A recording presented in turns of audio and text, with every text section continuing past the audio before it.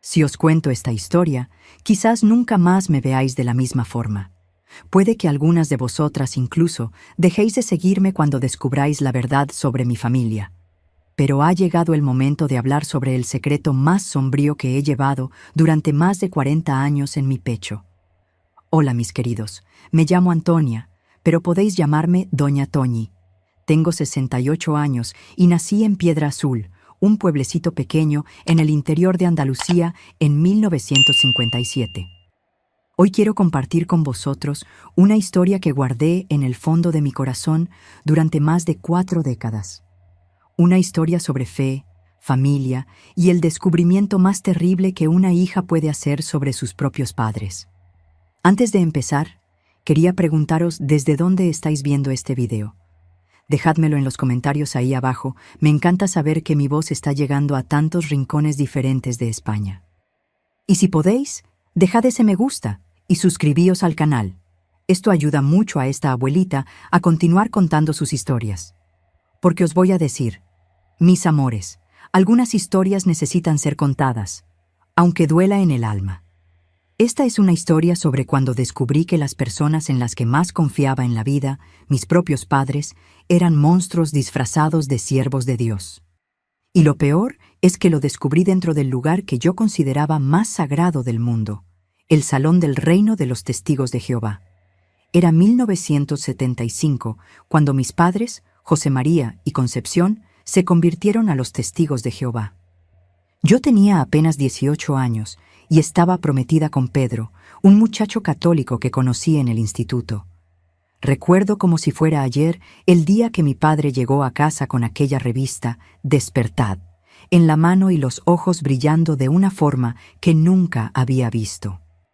Nuestra casa estaba en la calle de las Acacias, número 127, una casa sencilla de 3 habitaciones con patio grande donde mi madre criaba gallinas y plantaba verduras. El olor del café siempre perfumaba nuestra cocina, mezclado con el aroma del pan casero que mi madre hacía cada mañana antes de que saliera el sol. Éramos una familia normal, trabajadora. Mi padre era mecánico y tenía un taller pequeño en el fondo del patio. Mi madre cosía para afuera y cuidaba de la casa. En aquella época, Piedra Azul tenía poco más de 15.000 habitantes. Todo el mundo se conocía. Todo el mundo sabía de la vida de todo el mundo. Las noticias corrían más rápido que las habladurías en el pueblo. Así que cuando los Chávez, nuestros vecinos, empezaron a estudiar con los Testigos de Jehová, no tardó en llegarnos la noticia. Recuerdo perfectamente aquella tarde de marzo. El sol estaba fuerte, de esos que te hacen buscar la sombra. Yo estaba ayudando a mi madre a tender la ropa en el tendedero cuando apareció el hermano Sebastián, un hombre de unos 50 años, bajito, calvo, siempre bien arreglado con traje y corbata, incluso con el calor. Venía acompañado de su mujer, la hermana Neusa, una mujer delgada, de cabellos grises siempre recogidos en un moño apretado. Mi padre estaba arreglando un motor cuando llegaron. Se limpió las manos en el trapo y vino a recibir a las visitas. Yo estaba curiosa, porque era raro que recibiéramos gente extraña en casa. El hermano Sebastián saludó a mi padre con esa manera educada, formal, y dijo que le gustaría hablar con nosotros sobre la Biblia. Mi madre, que siempre fue muy religiosa, se interesó al momento. Tenía esa sed de conocer más sobre Dios, ¿sabéis? Siempre decía que quería entender mejor las Escrituras, pero en la Iglesia Católica se sentía perdida, porque el cura hablaba en latín y ella no entendía nada. La primera reunión tuvo lugar allí mismo, en nuestro salón sencillo, con muebles de madera que mi padre mismo había hecho. Abrieron la Biblia y empezaron a explicar sobre el paraíso en la tierra, sobre cómo los muertos resucitarían, sobre cómo pronto Dios traería un mundo nuevo donde no habría más sufrimiento ni muerte. Recuerdo el brillo en los ojos de mi madre cuando hablaron de volver a ver a los seres queridos que ya habían partido.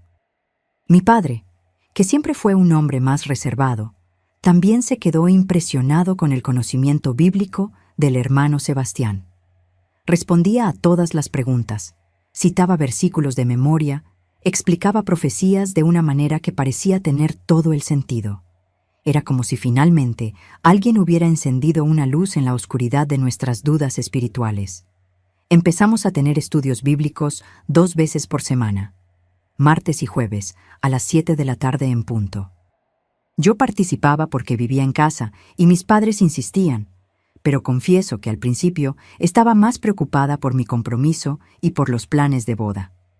Pedro no le gustó nada esta historia de testigos de Jehová. Era católico practicante, hijo de familia tradicional del pueblo, y veía aquello como una secta peligrosa. Tuvimos nuestras primeras peleas por esto. Decía que me estaba dejando influir por fanáticos, que aquello iba a acabar con nuestra relación. Y tenía razón, de cierta manera. Porque en pocos meses, mis padres estaban completamente transformados. Dejaron de fumar. Mi padre fumaba desde los 15 años. Dejaron de beber. A mi madre le gustaba tomarse una cervecita el fin de semana. Cambiaron completamente la manera de vestirse, de hablar, de comportarse. La conversión fue rápida y radical.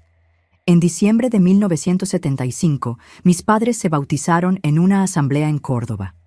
Recuerdo aquel día como si fuera ayer. Volvieron a casa radiantes, diciendo que ahora eran verdaderamente siervos de Jehová, que habían dedicado sus vidas a Él. ¿Y yo? Bueno, me vi en medio de un huracán. Pedro me dio un ultimátum. O abandonaba aquella religión o él cancelaría nuestra boda. Mis padres, por el otro lado, empezaron a presionarme para dejar a Pedro, porque era un incrédulo, y yo no podía unirme en yugo desigual con alguien que no servía a Jehová. Fue un periodo terrible. Pasaba noches en vela, llorando, sin saber qué hacer. Amaba a Pedro, pero también amaba a mis padres, y empezaba a interesarme por las enseñanzas de los testigos de Jehová. Tenía una lógica, una organización que me atraía. Además, veía cómo mis padres estaban felices, cómo habían encontrado un propósito en la vida. La presión fue tanta que acabé eligiendo la familia y la fe. Terminé el compromiso con Pedro en febrero de 1976. Fue una de las decisiones más dolorosas de mi vida. Lo recuerdo llorando en la puerta de casa, suplicándome que reconsiderara, diciendo que me amaba y que no entendía cómo una religión podía ser más importante que nuestro amor. Pero yo había tomado mi decisión. En julio de 1976, a los 19 años, me bauticé como testigo de Jehová en una asamblea en Sevilla. Mis padres lloraron de emoción aquel día. Me sentí completa, realizada, como si finalmente hubiera encontrado mi lugar en el mundo. A partir de ahí, nuestra vida giraba completamente en torno a la organización. Íbamos a las reuniones 3 veces por semana en el Salón del Reino que estaba en la calle San Juan, un edificio sencillo, pintado de blanco, con ventanas azules y una placa discreta en la fachada. Participábamos en el estudio de la revista La Atalaya los martes, de la Escuela del Ministerio Teocrático los jueves y de las reuniones de servicio y charla pública los domingos. Nuestra rutina era rígida y disciplinada. Nos levantábamos temprano para la adoración en familia, donde leíamos la Biblia y hacíamos oración juntos. Salíamos a predicar de casa en casa todos los sábados por la mañana y algunos días entre semana también. Participábamos en todas las asambleas y congresos regionales. Nuestra biblioteca estaba llena de publicaciones de la Sociedad Watchtower. Mi padre se destacó rápidamente en la congregación. Tenía facilidad para hablar, conocía bien la Biblia y siempre estaba dispuesto a ayudar a otros hermanos. En 1978, apenas 3 años después del bautismo, fue nombrado siervo ministerial. Mi madre también era muy activa, pionera auxiliar siempre que podía. Participaba en todas las actividades de las hermanas. Me casé en 1980 con el hermano Mario, un muchacho de Jaén que conocí en una asamblea. Era 5 años mayor que yo, siervo ministerial también, hijo de una familia de testigos de Jehová de larga data. La boda fue sencilla, en el mismo Salón del Reino, con una fiesta pequeña después en casa de mis padres. Éramos felices en aquella época, o al menos yo pensaba que lo éramos. Teníamos nuestra fe, nuestra comunidad, nuestro propósito de vida. Vivíamos en una casa pequeña en la calle de Los Tilos, a 2 manzanas de la casa de mis padres. Mario trabajaba como contable en una empresa local y yo daba clases particulares de lengua para complementar nuestros ingresos. En 1982 nació mi primera hija, Rebeca. Fue una alegría inmensa. Mis padres se pusieron contentísimos con la primera nieta. En 1985 vino Samuel, mi niño. Nuestra familia estaba completa. Nuestra vida seguía por los raíles de la fe y la dedicación a Jehová. Mi padre continuó creciendo en la organización. En 1983 fue nombrado anciano, uno de los mayores honores que puede recibir un testigo de Jehová. Pasó a formar parte del cuerpo de ancianos que gobernaba nuestra congregación, tomaba decisiones importantes, presidía reuniones, aconsejaba a los hermanos con problemas espirituales. Recuerdo la emoción de aquel día del nombramiento. Llegó a casa con los ojos llenos de lágrimas, diciendo que Jehová había confiado en él una gran responsabilidad. Mi madre también lloró de emoción. Toda la congregación les felicitó. Decían que se lo merecía, que mi padre era un ejemplo de cristiano dedicado. Y realmente lo parecía. Mi padre era de esos hermanos que todos respetaban y admiraban. Siempre disponible para ayudar, siempre con una palabra de ánimo, siempre listo para visitar a los enfermos o aconsejar a quien lo necesitara. Era cariñoso con todos, especialmente con los niños de la congregación. Los niños adoraban a mi padre. Siempre llevaba caramelos en el bolsillo, jugaba con ellos antes y después de las reuniones, contaba historias bíblicas de una manera cautivadora. Muchos padres le pedían que diera estudios bíblicos a sus hijos, porque tenía un don especial para enseñar a los pequeños. Mi madre también era muy querida. Organizaba las actividades de las hermanas, ayudaba en las limpiezas del salón del reino, visitaba a las hermanas enfermas, siempre con un plato de comida o una palabra de consuelo. Era conocida por su hospitalidad. Nuestra casa siempre estaba llena de hermanos los domingos después de las reuniones. Éramos una familia ejemplar en la congregación. El hermano José María y la hermana Concepción eran referencia de espiritualidad y dedicación. Me enorgullecía de mis padres. Me sentía bendecida por haber nacido en una familia tan dedicada a Jehová. Pero ¿sabéis esa sensación de que algo no está bien, incluso cuando todo parece perfecto? A veces, por la noche, tenía unas inquietudes extrañas. Nada específico, solo una sensación de que había algo que no conseguía ver. Mis queridos que me estáis acompañando hasta aquí, ¿ya os dais cuenta de hacia dónde va esta historia? A veces las señales están todas ahí, pero no conseguimos verlas, ¿verdad? Si este vídeo os está llegando, dejad vuestro me gusta para animarme a continuar compartiendo estos recuerdos.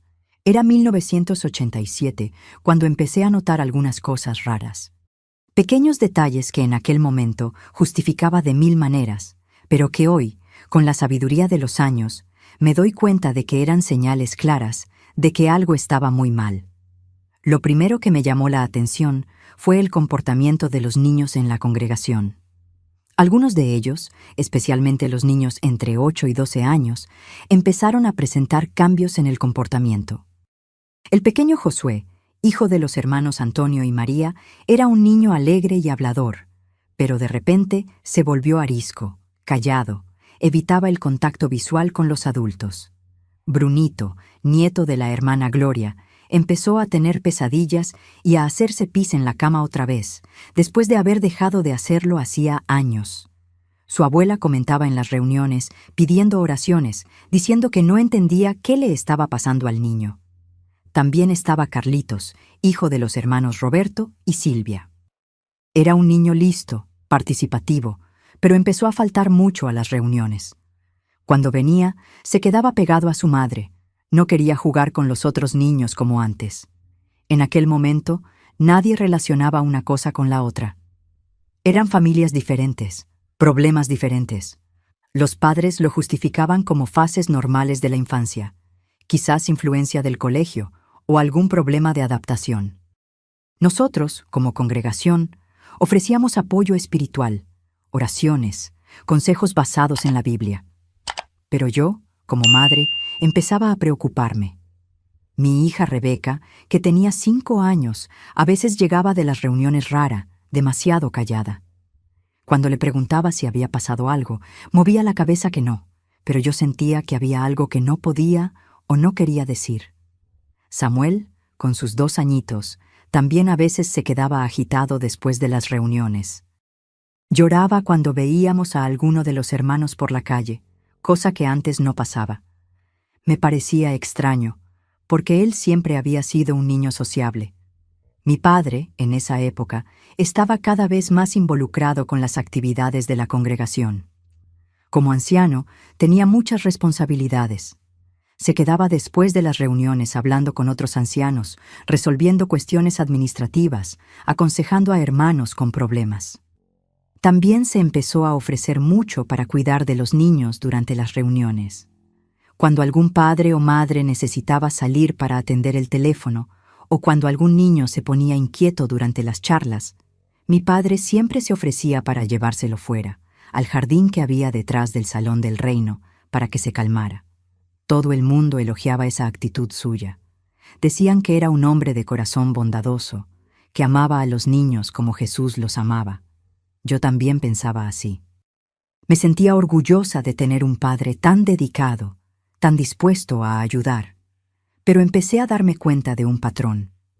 Mi padre siempre se ofrecía para cuidar de los niños. A las niñas las dejaba con las hermanas. En aquel momento, pensé que sería solo porque se identificaba más con los niños, quizás por haber tenido solo hijas, yo y mi hermana Marcia. Otra cosa que me intrigaba era la sala de estudios del fondo del Salón del Reino. Era una sala pequeña, usada para estudios individuales, consejos privados y a veces para que los niños jugaran cuando hacían ruido durante las reuniones. Mi padre tenía una llave de esa sala, como anciano, y a veces llevaba a los niños allí. Varias veces le vi salir de esa sala con algún niño, los dos un poco desarreglados, como si hubieran estado jugando o corriendo.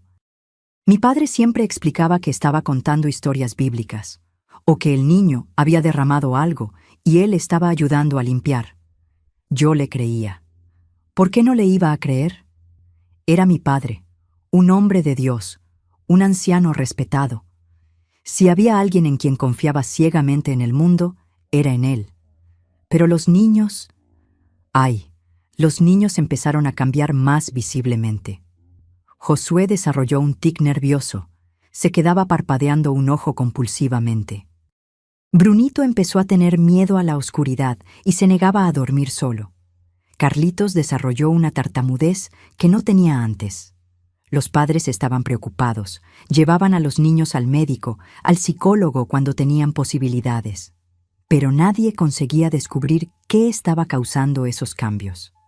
Los profesionales decían que podría ser estrés, cambios en el colegio, problemas familiares. Durante este periodo, mi madre también empezó a mostrar algunos comportamientos que hoy percibo como señales. Se puso más nerviosa, más ansiosa. Empezó a tomar tranquilizantes para dormir, cosa que nunca había necesitado antes.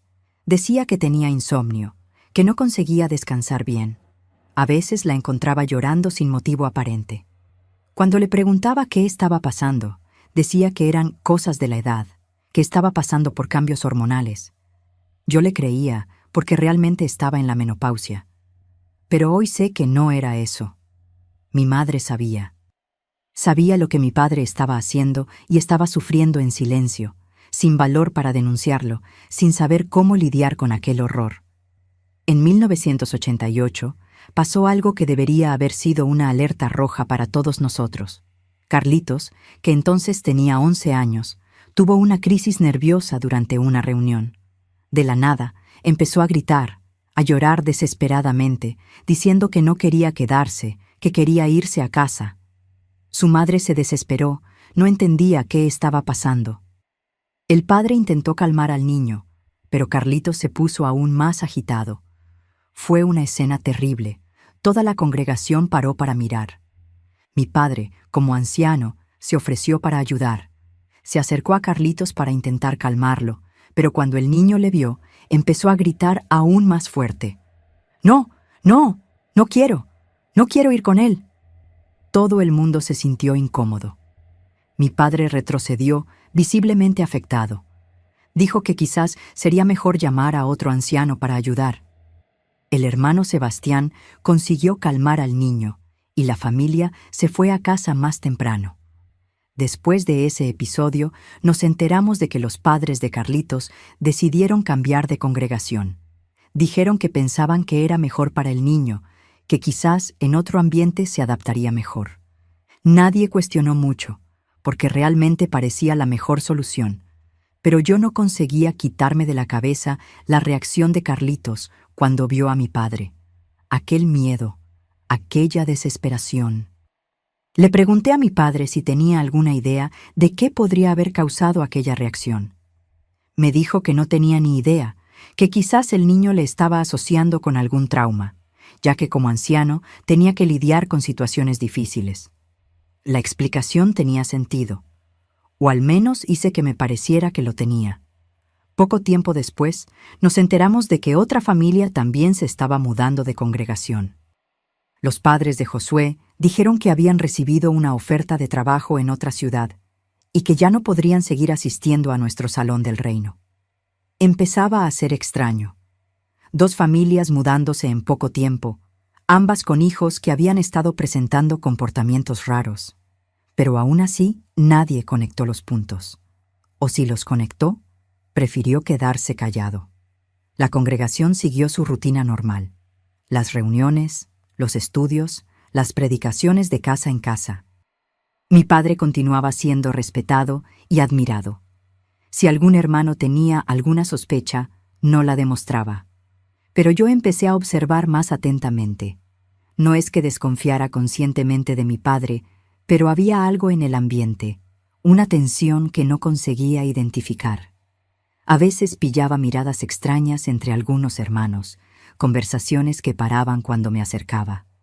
Una noche, mi marido Mario llegó a casa pensativo. Le pregunté qué pasaba y me dijo que había escuchado algunos comentarios en la empresa donde trabajaba. Nada específico, solo algunas personas haciendo preguntas sobre nuestra congregación, sobre algunos hermanos. Eso me molestó. Nuestro pueblo era pequeño, todo el mundo se conocía y cualquier cotilleo se extendía rápidamente. Si estaban hablando de algo sobre nuestra congregación, eso no era buena señal. Hablé con mi madre sobre esto. Se puso visiblemente nerviosa. Dijo que eran solo envidias, que siempre habría gente dispuesta a hablar mal de los siervos de Jehová. Pero me di cuenta de que sabía algo que no me estaba contando. Fue en esa época cuando empecé a prestar más atención a los detalles.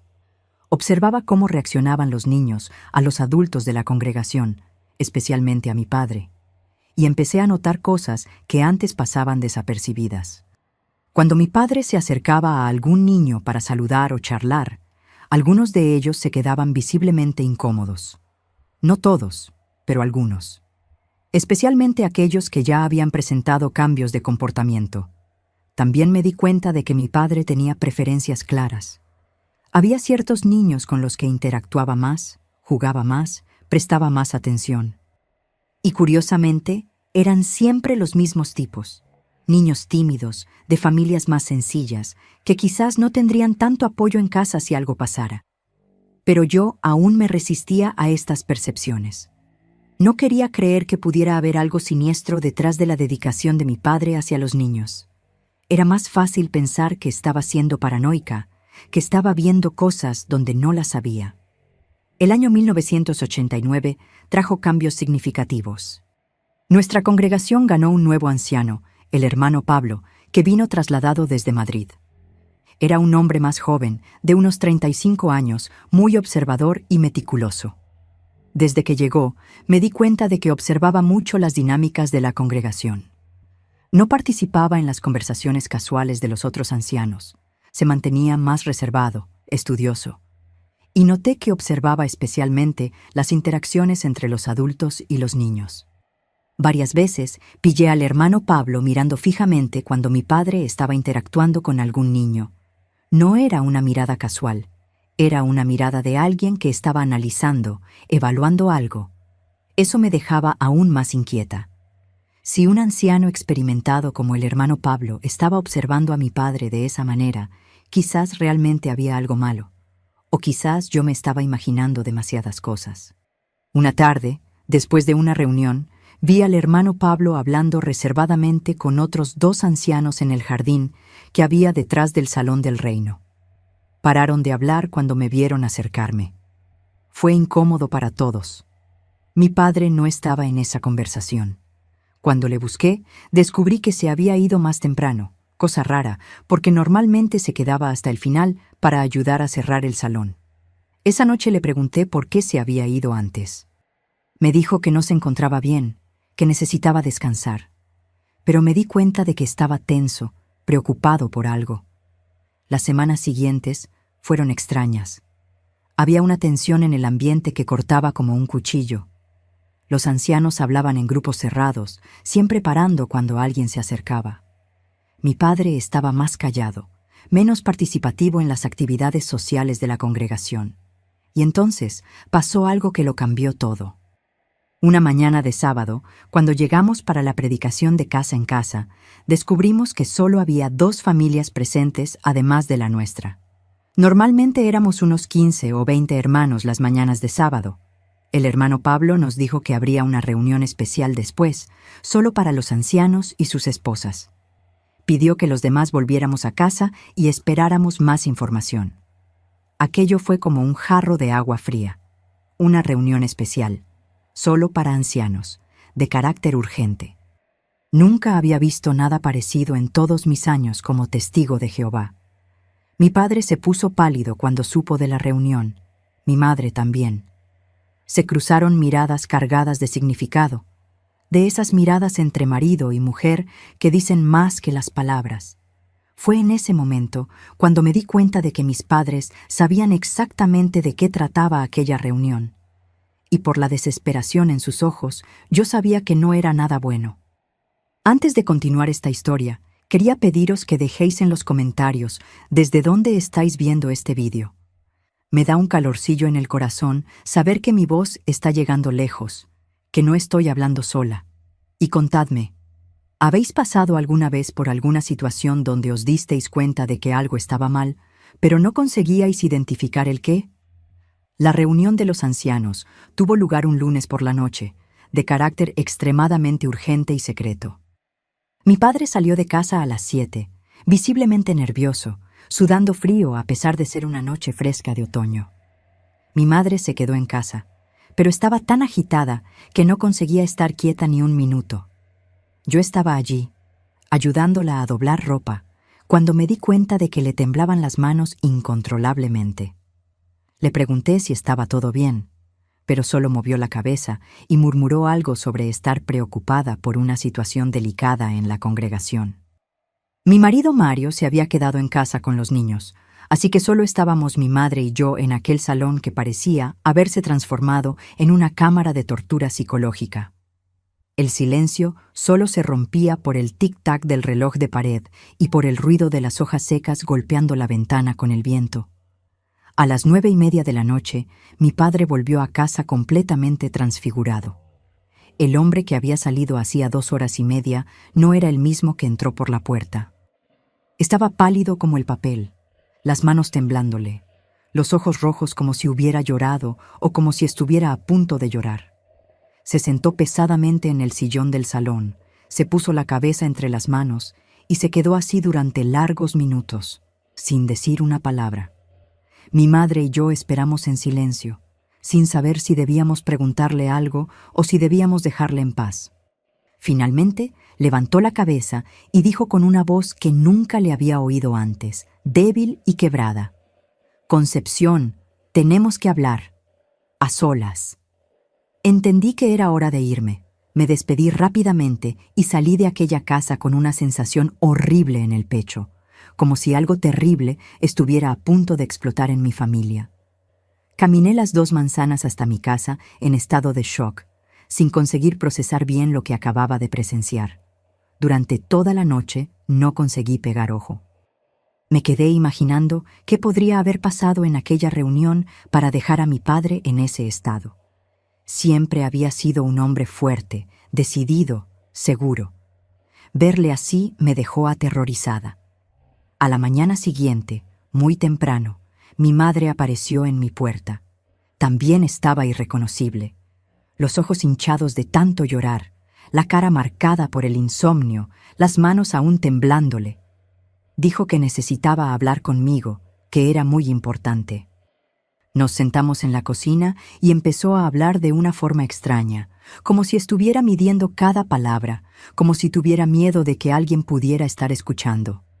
Dijo que habían surgido algunas acusaciones graves contra mi padre en la congregación, que algunos hermanos estaban extendiendo mentiras para perjudicarle.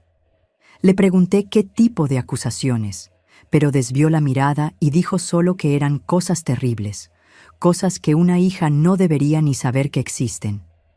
Dijo que mi padre estaba siendo injustamente tratado, que gente envidiosa estaba intentando destruir su reputación, pero había algo en su manera de hablar que no me convencía. Era como si estuviera intentando convencerse de sus propias palabras, como si estuviera repitiendo un discurso ensayado. Y en sus ojos vi algo que me heló la sangre. Culpa. Una culpa profunda, desesperante. En los días siguientes, la situación se puso aún más tensa. Mi padre no salió de casa durante 3 días consecutivos, cosa impensable para un hombre que siempre había sido tan activo en la congregación. Cuando iba a visitarles, se quedaba encerrado en la habitación, alegando que tenía jaqueca. Mi madre intentaba mantener una fachada de normalidad, pero estaba visiblemente deshaciéndose por dentro. Adelgazó visiblemente en pocos días. El pelo empezó a ponérsele gris de la noche a la mañana. Desarrolló una tos nerviosa que no se le quitaba.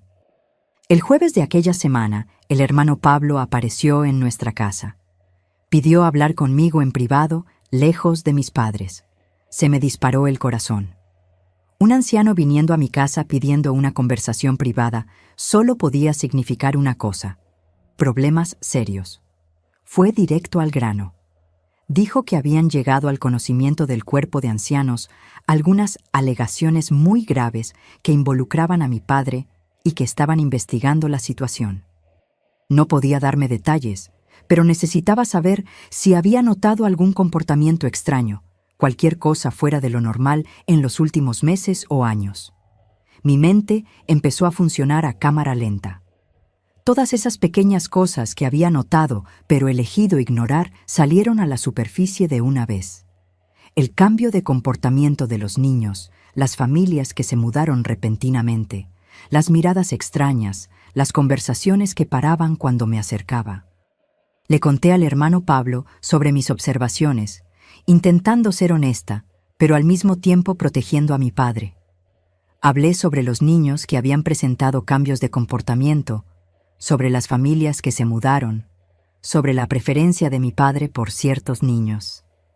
El hermano Pablo escuchó todo en silencio, tomando notas en una libretita pequeña.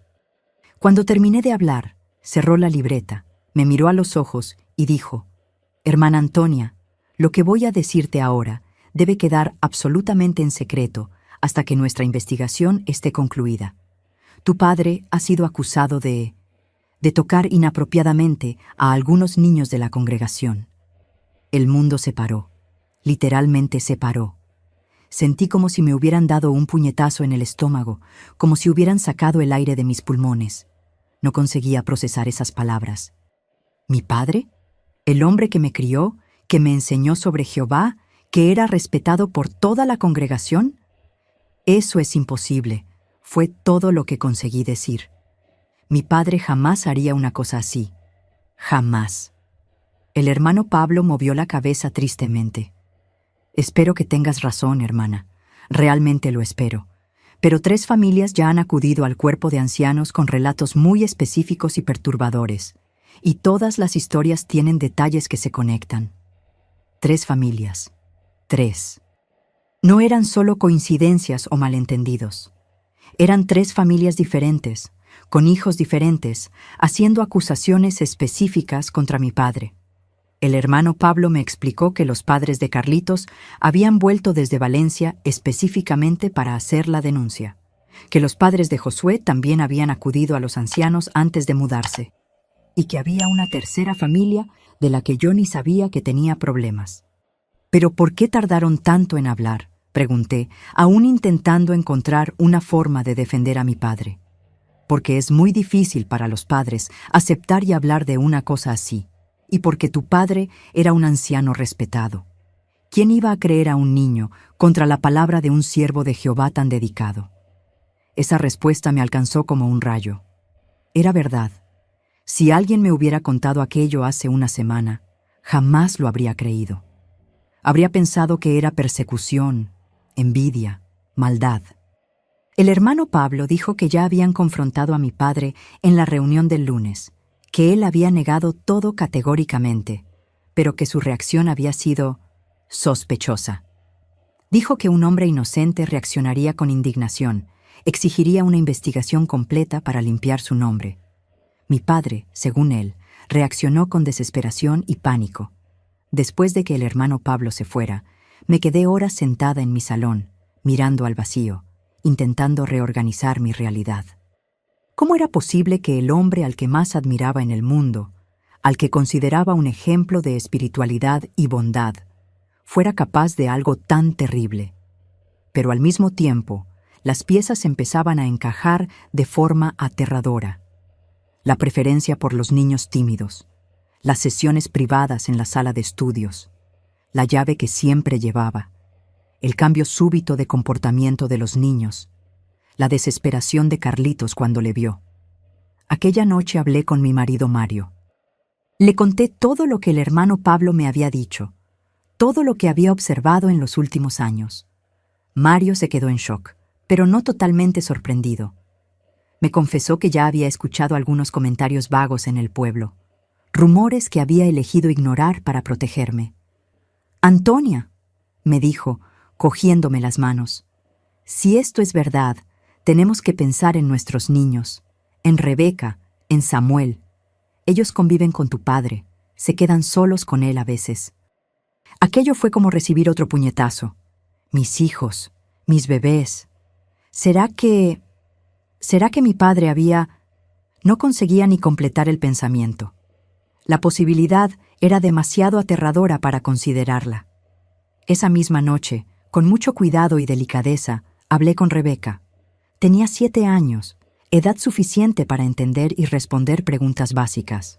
Le pregunté si el abuelo había hecho alguna vez algo que la dejara incómoda, si la había tocado de alguna forma extraña. Movió la cabeza que no, pero me di cuenta de que se puso tensa con la pregunta. Insistí un poco más, explicándole que a veces los adultos hacen cosas malas a los niños y que podía confiar en mí.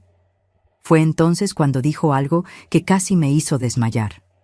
«Mamá, el abuelo a veces quiere jugar a juegos raros conmigo, pero yo siempre le digo que no quiero. Se pone triste, pero yo corro hacia donde está la abuela. Dios mío del cielo, mi propia hija. Mi padre había intentado... con mi propia hija. Conseguí mantener la calma delante de ella.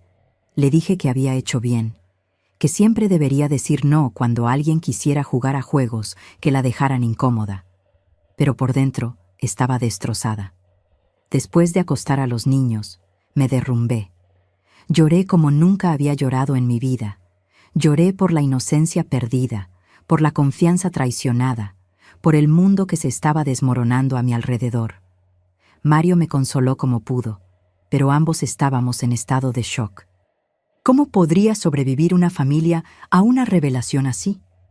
¿Cómo podría continuar mirando a mi padre sabiendo lo que sabía ahora? A la mañana siguiente, confronté a mi madre. Ya no aguantaba más fingir que no sabía nada.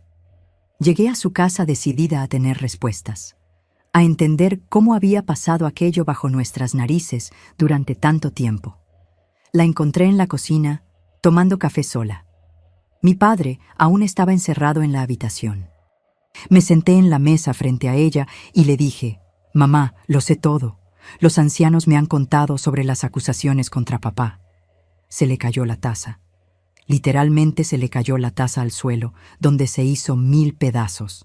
Se me quedó mirando con una expresión de puro terror, como si el mundo se hubiera acabado. «Mamá», continué, «por favor, dime la verdad. ¿Lo sabías?». El silencio que siguió fue ensordecedor. No conseguía mirarme a los ojos. Se quedó mirando los trozos de la taza en el suelo, como si fueran los pedazos de nuestra familia destrozada. Finalmente, con una voz casi inaudible, me dijo: «Lo sospechaba. Lo sospechaba». Mi madre sospechaba que mi padre estaba abusando de niños y no hizo nada. No dijo nada. Dejó que otros niños fueran lastimados porque no tuvo valor para enfrentar la verdad. «¿Durante cuánto tiempo?», grité, perdiendo completamente el control. «Unos 2 años», susurró. «Empecé a sospechar cuando Brunito empezó a tener pesadillas después de quedarse solo con tu padre. 2 años. 2 años sabía que había algo mal y eligió quedarse callada. 2 años de niños siendo lastimados mientras ella fingía que no veía, que no sabía». «¿Cómo pudo?», le pregunté, sintiendo una rabia que nunca pensé que sería capaz de sentir hacia mi propia madre. «¿Cómo pudo dejar que esto continuara?». Finalmente me miró a los ojos, y lo que vi allí fue la desesperación más profunda que jamás había presenciado. «Porque no sabía qué hacer, Antonia. Porque es mi marido desde hace más de 30 años.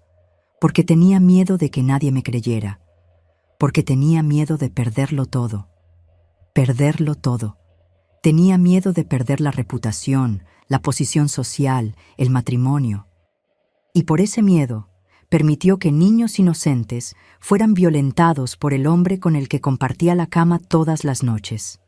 Fue en ese momento cuando me di cuenta de que había perdido no solo a mi padre, sino también a mi madre, la mujer a la que admiraba, a la que consideraba un ejemplo de virtud cristiana, era en realidad una cómplice silenciosa de los crímenes más horrendos que se pueden imaginar. La semana siguiente fue un borrón de reuniones con ancianos, conversaciones tensas, lágrimas e insomnio. El cuerpo de ancianos estaba llevando a cabo una investigación interna, pero ya estaba claro para todos que las evidencias eran abrumadoras. Más familias empezaron a aparecer. Padres que habían notado cambios en sus hijos, pero nunca los habían relacionado con mi padre. Niños que finalmente encontraron valor para hablar cuando supieron que otros ya habían denunciado. El número subió a 5 familias. 5.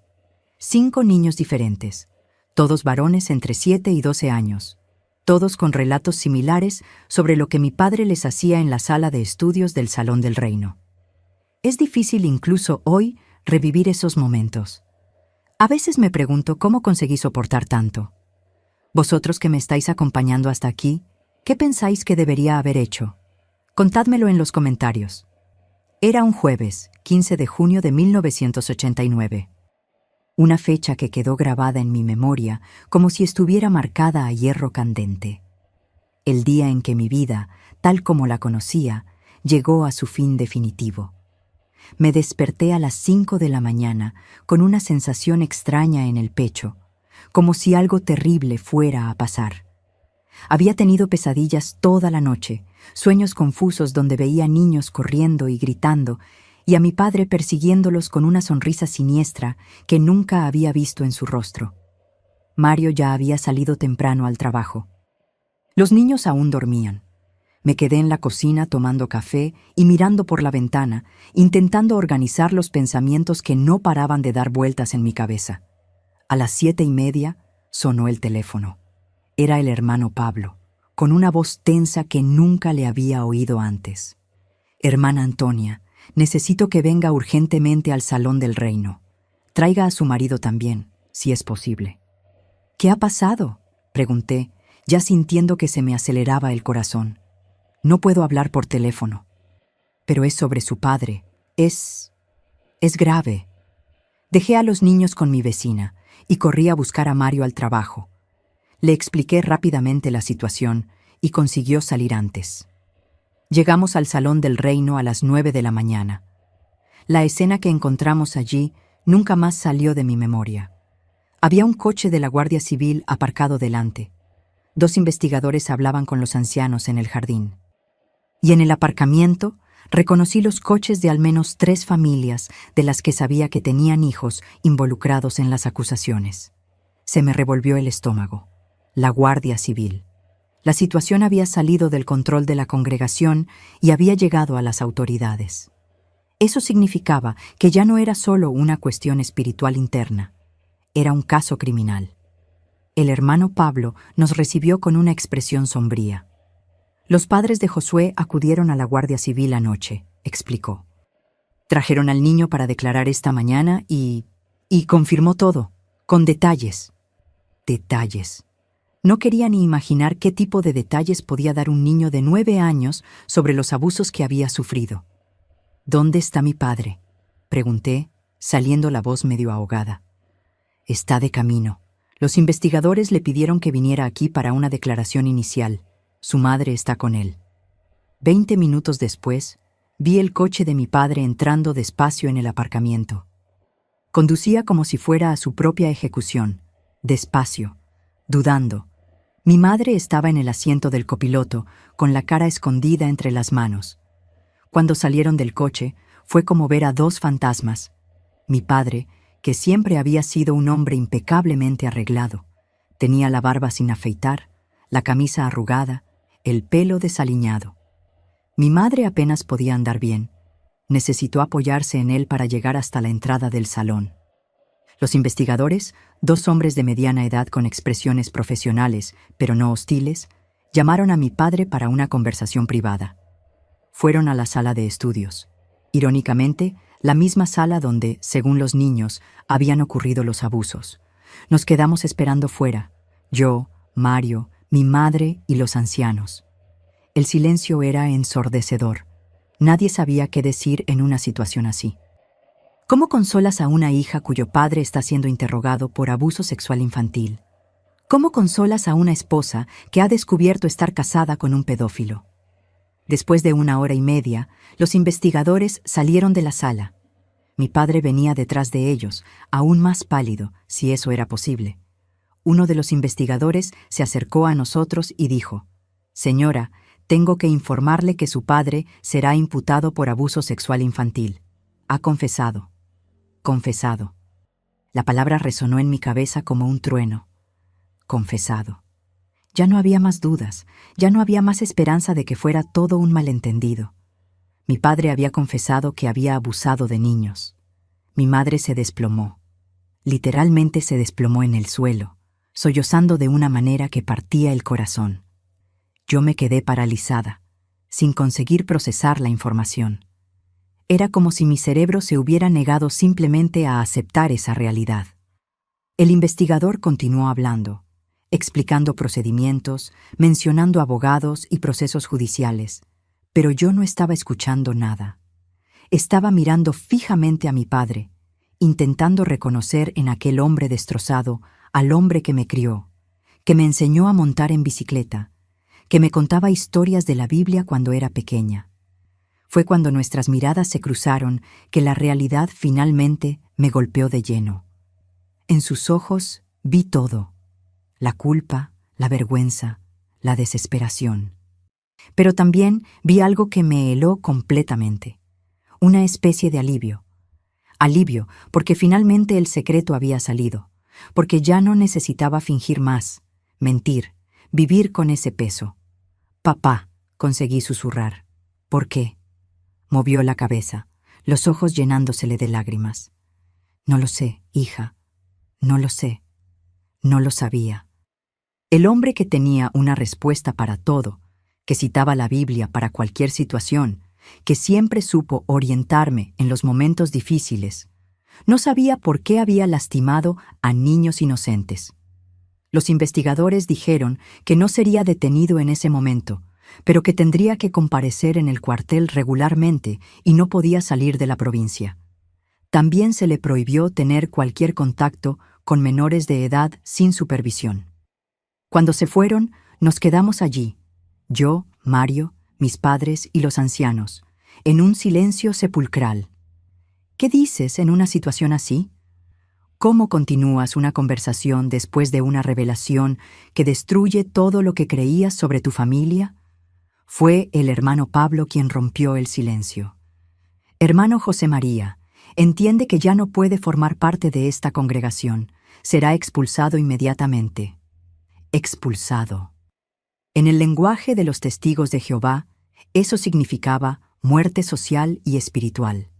Nadie de la congregación podría volver a hablar con él, saludarle, reconocer su existencia. A todos los efectos prácticos, dejaría de existir. Mi padre solo asintió con la cabeza. No discutió, no intentó defenderse, no pidió una segunda oportunidad. Creo que en el fondo sabía que no merecía perdón, que no había vuelta atrás después de lo que había hecho. Y usted, hermana Concepción, continuó el hermano Pablo, mirando a mi madre, tendrá que pasar por un comité disciplinario. Si se demuestra que sabía y no denunció, también será expulsada. Mi madre ni levantó la cabeza.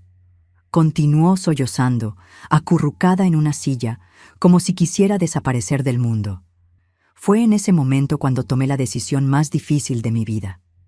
Miré a mi padre, a aquel hombre al que admiraba más que a cualquier persona en el mundo, y dije, «No quiero volver a verte. Nunca más».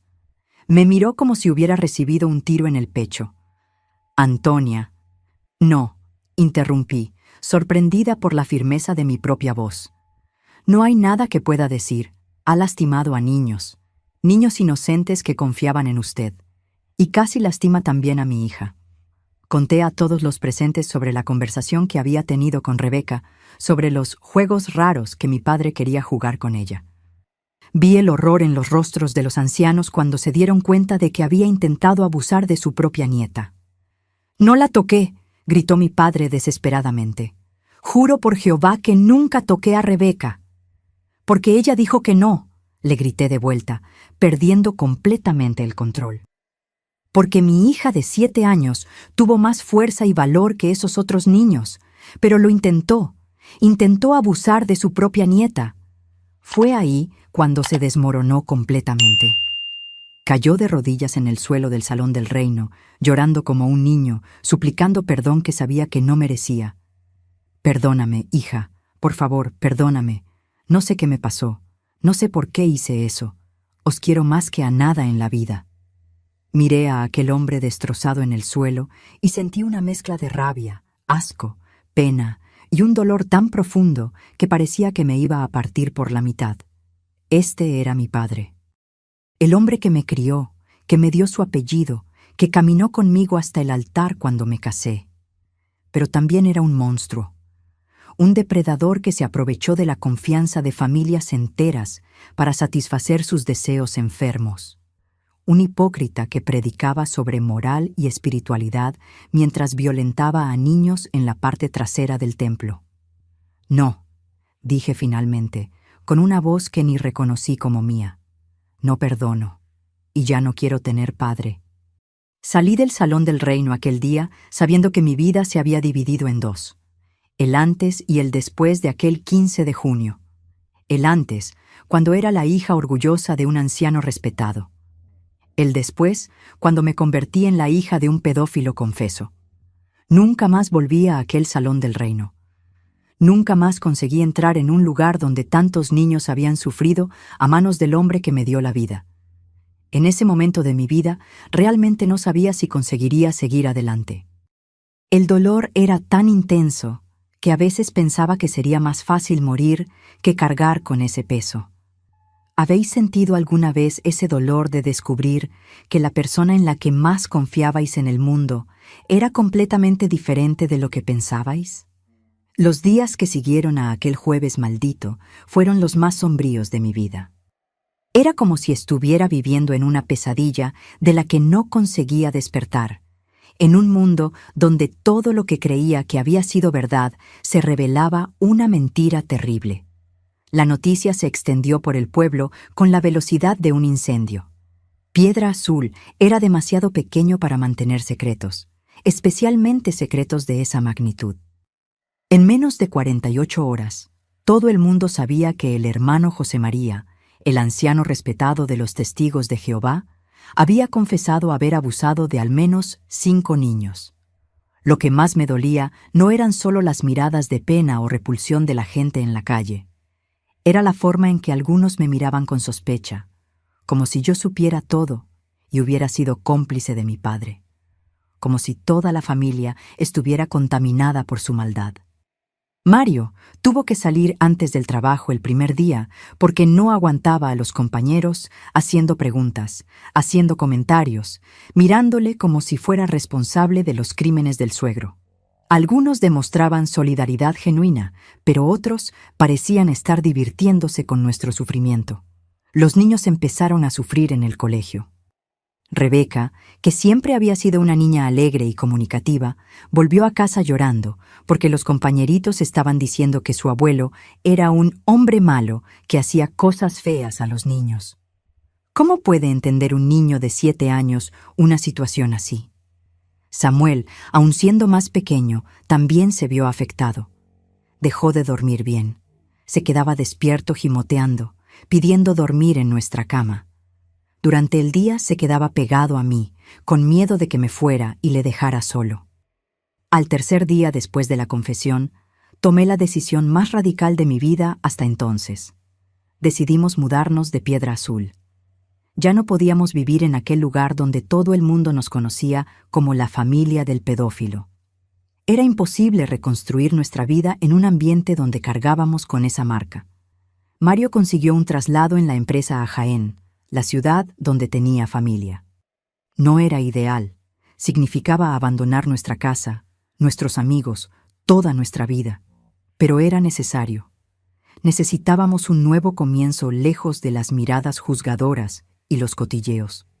Pero antes de partir, necesité tomar otra decisión dolorosa. ¿Qué hacer con mi madre? Había sido expulsada de la congregación después de que el comité disciplinario confirmara que sabía de las sospechas desde hacía años y eligió quedarse callada. Estaba completamente destrozada, viviendo sola en aquella casa que ahora parecía embrujada por los recuerdos terribles. Mi padre se había ido a vivir con su hermana en Granada, esperando el juicio. Dijo que ya no podía quedarse en Piedra Azul, que no soportaba ver el sufrimiento que había causado, como si su sufrimiento fuera más importante que el sufrimiento de las víctimas. Mi madre me suplicó que la llevara con nosotros. Lloraba todos los días, decía que ya no tenía a nadie más en el mundo, que no conseguiría vivir sola con ese peso en la conciencia. Fue una de las decisiones más difíciles que he tenido que tomar. Por un lado, era mi madre, la mujer que me crió, que cuidó de mí cuando estaba enferma, que me enseñó casi todo lo que sabía sobre ser mujer y madre. Por otro lado, había sido cómplice silenciosa de los crímenes más horrendos que se pueden imaginar. «Mamá», le dije una tarde lluviosa mientras empaquetaba sus pocas pertenencias, «puede venir con nosotros, pero necesito que entienda una cosa. No sé si algún día conseguiré perdonarla completamente». Aceptó la condición. Dijo que prefería vivir cerca de mí, odiándola, que vivir lejos de mí, queriéndola. Era una lógica retorcida, pero entendía su desesperación. La mudanza se hizo en 2 semanas. Vendimos nuestra casa por un precio muy por debajo del mercado. Nadie quería comprar la casa de la hija del pedófilo. Empaquetamos solo lo esencial y partimos una mañana neblinosa de julio, sin mirar atrás. En Jaén, alquilamos una casa pequeña en el barrio de La Magdalena. Mi madre se quedó en el cuartito del fondo. Era un arreglo extraño, incómodo a veces, pero era lo que podíamos hacer en aquel momento. Las primeras semanas en la ciudad nueva fueron extremadamente difíciles. No conocía a nadie, no tenía amigos, no tenía una congregación que frecuentar. Sí, porque a pesar de todo, aún me consideraba testigo de Jehová. Los crímenes de mi padre no cambiaban mi fe en Jehová. Pero ¿cómo frecuentar una congregación nueva cargando con ese peso? ¿Cómo presentarme sin mencionar mi pasado? ¿Y si alguien descubría quién era yo, quién era mi padre? Decidí ser honesta desde el principio. Busqué el salón del reino más cercano a nuestra nueva casa y pedí hablar con uno de los ancianos. Conté toda la historia, quién era, lo que había pasado, por qué me había mudado. La reacción fue complicada. El anciano, hermano Gerardo, Fue comprensivo hasta cierto punto. Dijo que yo no era responsable de los pecados de mi padre, que era bienvenida en la congregación. Pero también dejó claro que mi situación sería delicada y que necesitaría demostrar mi espiritualidad para ser plenamente aceptada. Demostrar mi espiritualidad, como si fuera culpable de algo, como si llevar la sangre de un pedófilo me hiciera automáticamente sospechosa. Empecé a asistir a las reuniones en esa nueva congregación, pero nunca me sentí realmente aceptada. Siempre había esas miradas, esos susurros cuando pasaba. Algunas hermanas eran amables conmigo, pero otras me trataban con una frialdad que cortaba como el hielo. Mario también estaba sufriendo. Además de lidiar con un trabajo nuevo en una ciudad extraña, tenía que cargar con el peso de estar casado con la hija de un pedófilo. Algunos compañeros de trabajo, cuando descubrían quién era mi padre, hacían bromas crueles o comentarios maliciosos. Los niños se adaptaron mejor, como suelen hacer los niños. Consiguieron hacer nuevos amigos en el colegio, aunque yo siempre me quedaba con miedo de que alguien descubriera nuestra historia y volvieran a sufrir discriminación. Mi madre era quien estaba en peor estado. Pasó meses prácticamente sin salir de casa, hablando solo lo esencial, comiendo mal, adelgazando peligrosamente. A veces la encontraba llorando sin motivo aparente, o mirando al vacío con una expresión de desesperación que me partía el corazón. Una noche, unos 3 meses después de la mudanza, llamó a la puerta de mi habitación. Entró sin esperar respuesta y se sentó en el borde de la cama, con esa expresión de quien necesita hablar o va a explotar por dentro. «Antonia», me dijo con una voz débil, «necesito contarte algunas cosas, cosas que nunca le conté a nadie». Se me revolvió el estómago. Después de todo lo que ya había pasado, no sé si estaba preparada para más revelaciones, pero sabía que necesitaba escuchar. Durante todos estos años, continuó, evitando mi mirada, no solo sospechaba, yo sabía, yo lo vi. Lo vi. No sospechaba, no imaginaba, no desconfiaba. Había visto a mi padre abusando de niños. La primera vez fue hace unos 4 años, continuó con la voz temblándole. Llegué antes al salón del reino para limpiar y oí ruidos extraños que venían de la sala de estudios. Cuando abrí la puerta, tu padre estaba con Brunito. Paró de hablar, se puso la mano en la boca como si fuera a vomitar. Yo también me sentí mareada, pero necesitaba oír el resto. «¿Qué hizo?», le pregunté, ya sabiendo que no me iba a gustar la respuesta. Cerré la puerta y salí corriendo. Estuve vomitando en el baño durante 1 hora. Cuando volví a casa, no pude mirar a tu padre a la cara. ¿Y nunca más hizo nada? Intenté confrontarle una vez. Lo negó todo. Dijo que estaba loca, que eran fantasías de mi cabeza. Me hizo creer que me había imaginado todo. Manipulación psicológica. Hoy sé que era eso lo que mi padre hacía con mi madre. La hacía cuestionar su propia cordura para proteger sus crímenes horrendos. ¿Pero siguió viendo otras cosas? Asintió, las lágrimas corriéndole por la cara. Varias veces, con diferentes niños, siempre en la sala de estudios, siempre cuando pensaba que no había nadie cerca. ¿Y nunca pensó en denunciar? ¿En proteger a esos niños?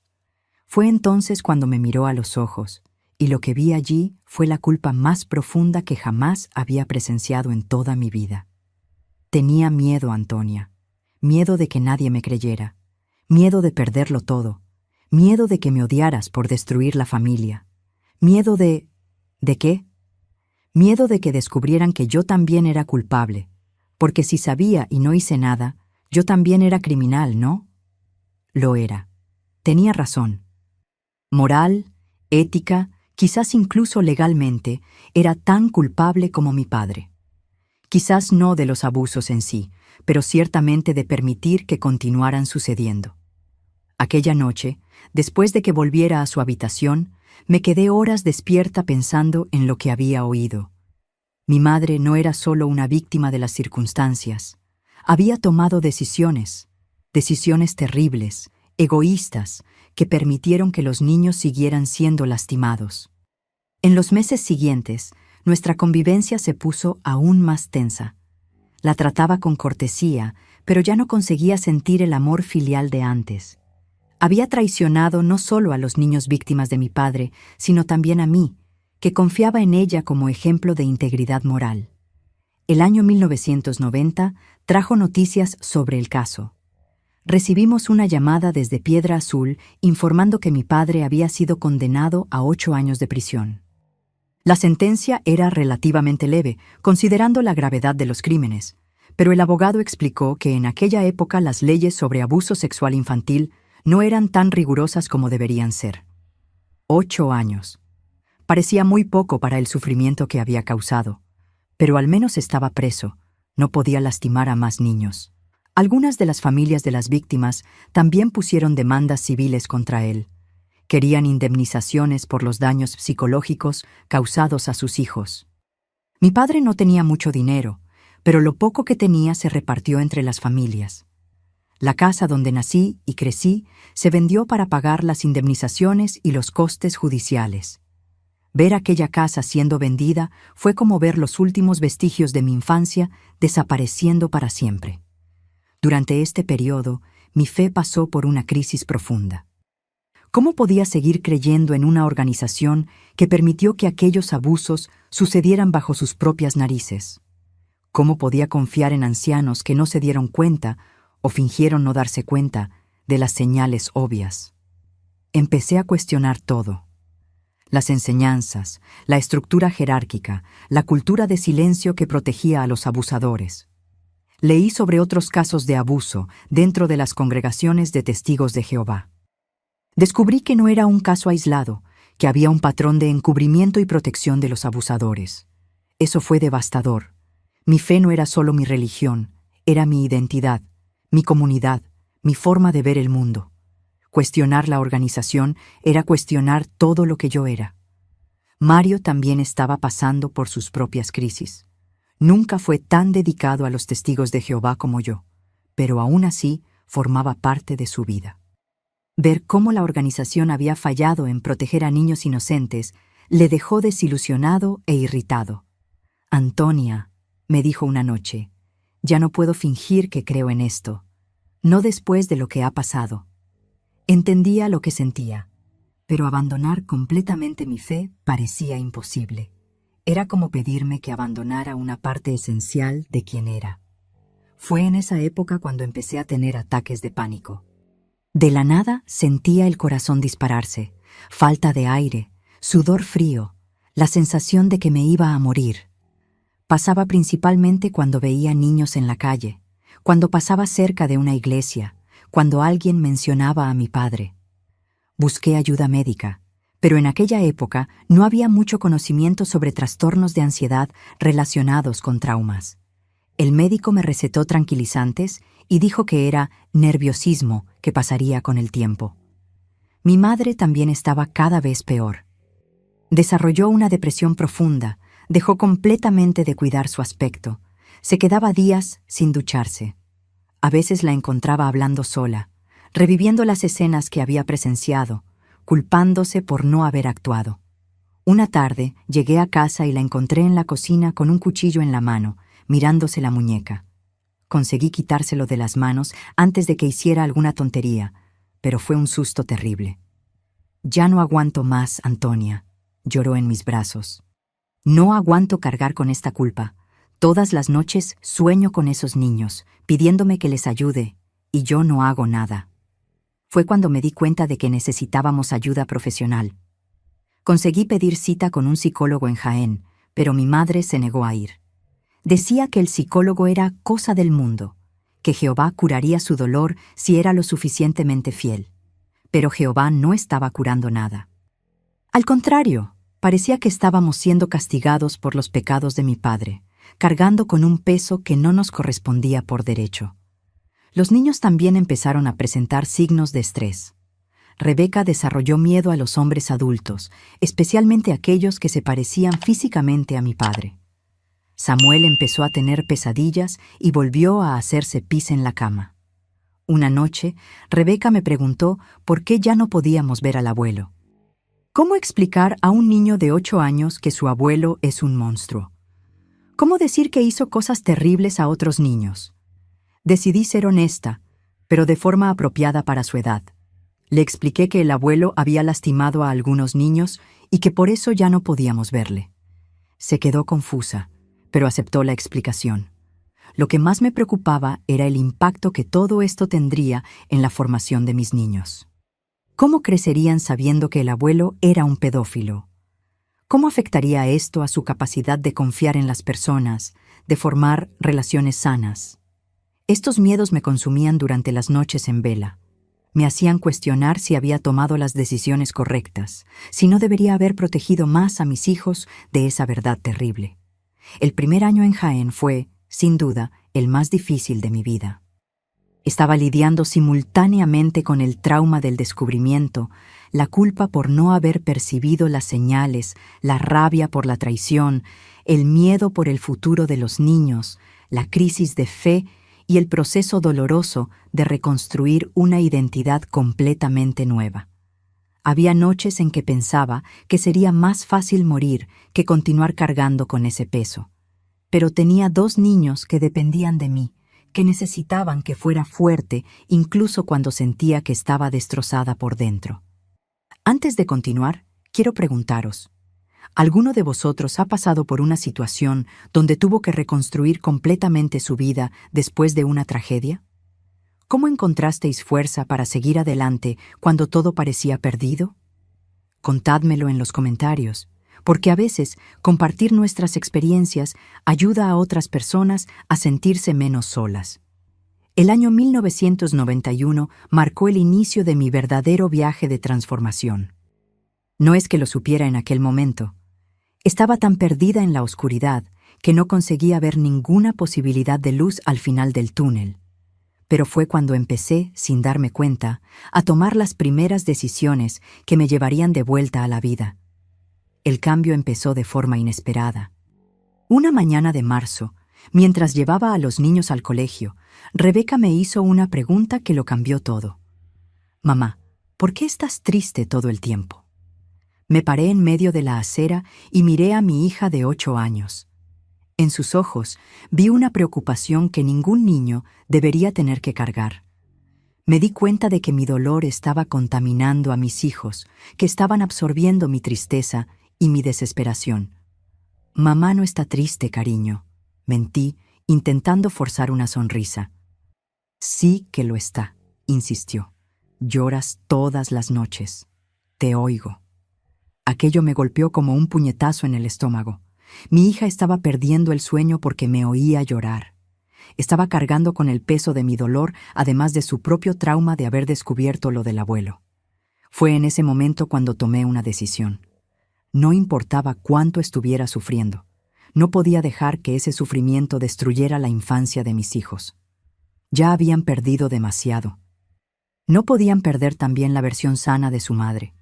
Busqué de nuevo al psicólogo, pero esta vez para mí misma, no para mi madre. Dr. Marcos era un hombre de unos 40 años, tranquilo, paciente, que no juzgaba. En la primera consulta me derrumbé. Conté todo, sobre mi padre, sobre mi madre, sobre cómo me sentía culpable, avergonzada, perdida. «Antonia», me dijo después de oír toda la historia, «necesita entender algo muy importante. Usted no es responsable de los crímenes de su padre. Usted fue víctima tanto como esos niños. Víctima. Nunca me había visto de esa forma. Siempre me veía como la hija que debería haberse dado cuenta, que debería haber protegido a los otros niños, que debería haber sido más lista. Pero debería haber visto las señales», argumenté. Vio las señales, pero las interpretó a través del cristal del amor filial. Es natural confiar en los padres, creer lo mejor sobre ellos. Eso no la hace culpable de nada. Las sesiones con el Dr. Marcos se convirtieron en mi ancla de cordura. Una vez por semana tenía un espacio seguro para descargar toda la rabia, todo el dolor, toda la confusión que llevaba. Me ayudó a entender que lo que estaba sintiendo era normal, que el proceso de duelo, porque estaba de luto por la pérdida del padre que pensaba que tenía, llevaría tiempo. paralelamente al tratamiento psicológico, empecé a cuestionar más profundamente mi fe. Ya no podía aceptar pasivamente las enseñanzas de la organización. Empecé a estudiar la Biblia por mi cuenta, sin las publicaciones de la Sociedad Watchtower. Fue un descubrimiento revelador. Muchas cosas que la organización enseñaba no tenían base bíblica sólida. Algunas interpretaciones estaban claramente forzadas para sostener doctrinas específicas. Y más importante, el mensaje central de la Biblia era sobre amor, perdón y compasión, no sobre reglas rígidas y juicio. Mario también estaba pasando por su propia transformación. Empezó a cuestionar no solo la religión, sino también otros aspectos de la vida.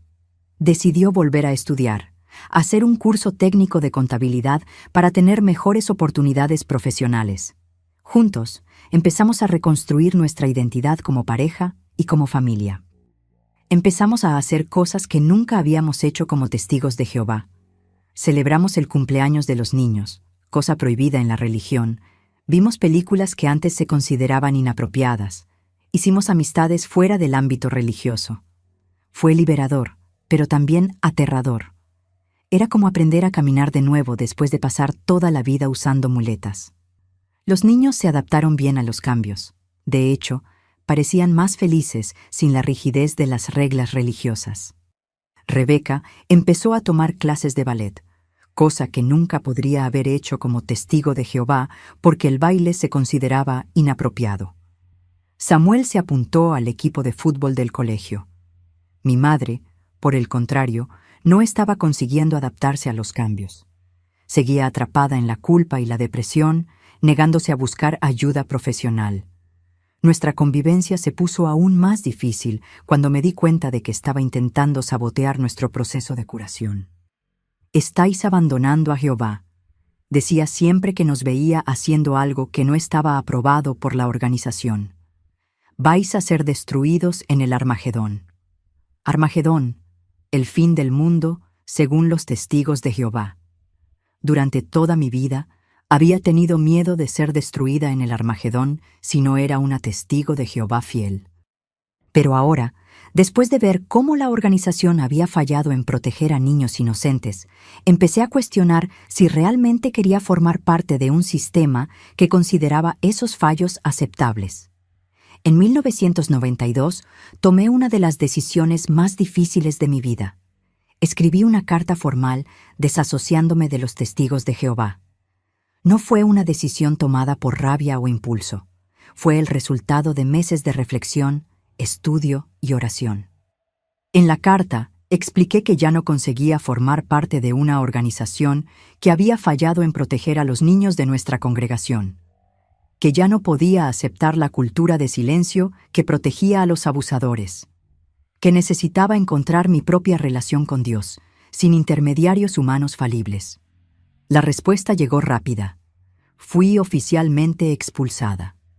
A todos los efectos prácticos, dejé de existir para cualquier testigo de Jehová en el mundo. Amigos de décadas ya no podían hablar conmigo. Familiares que aún eran de la religión me cortaron completamente de sus vidas. Fue doloroso, pero también liberador. Por primera vez en años, sentí que estaba tomando una decisión por mí misma, basada en mi propia conciencia, no en las reglas de una organización. Mario también se desvinculó, solidario con mi decisión. Juntos, empezamos a explorar otras formas de espiritualidad. Visitamos algunas iglesias cristianas, pero no nos identificamos con ninguna. Decidimos que nuestra fe sería algo personal, íntimo, sin necesidad de institucionalización. Con la libertad religiosa vino también la libertad social. Empezamos a hacer amigos en el barrio, en el trabajo, en el colegio de los niños, gente que nos aceptaba por lo que éramos, no por lo que creíamos o dejábamos de creer.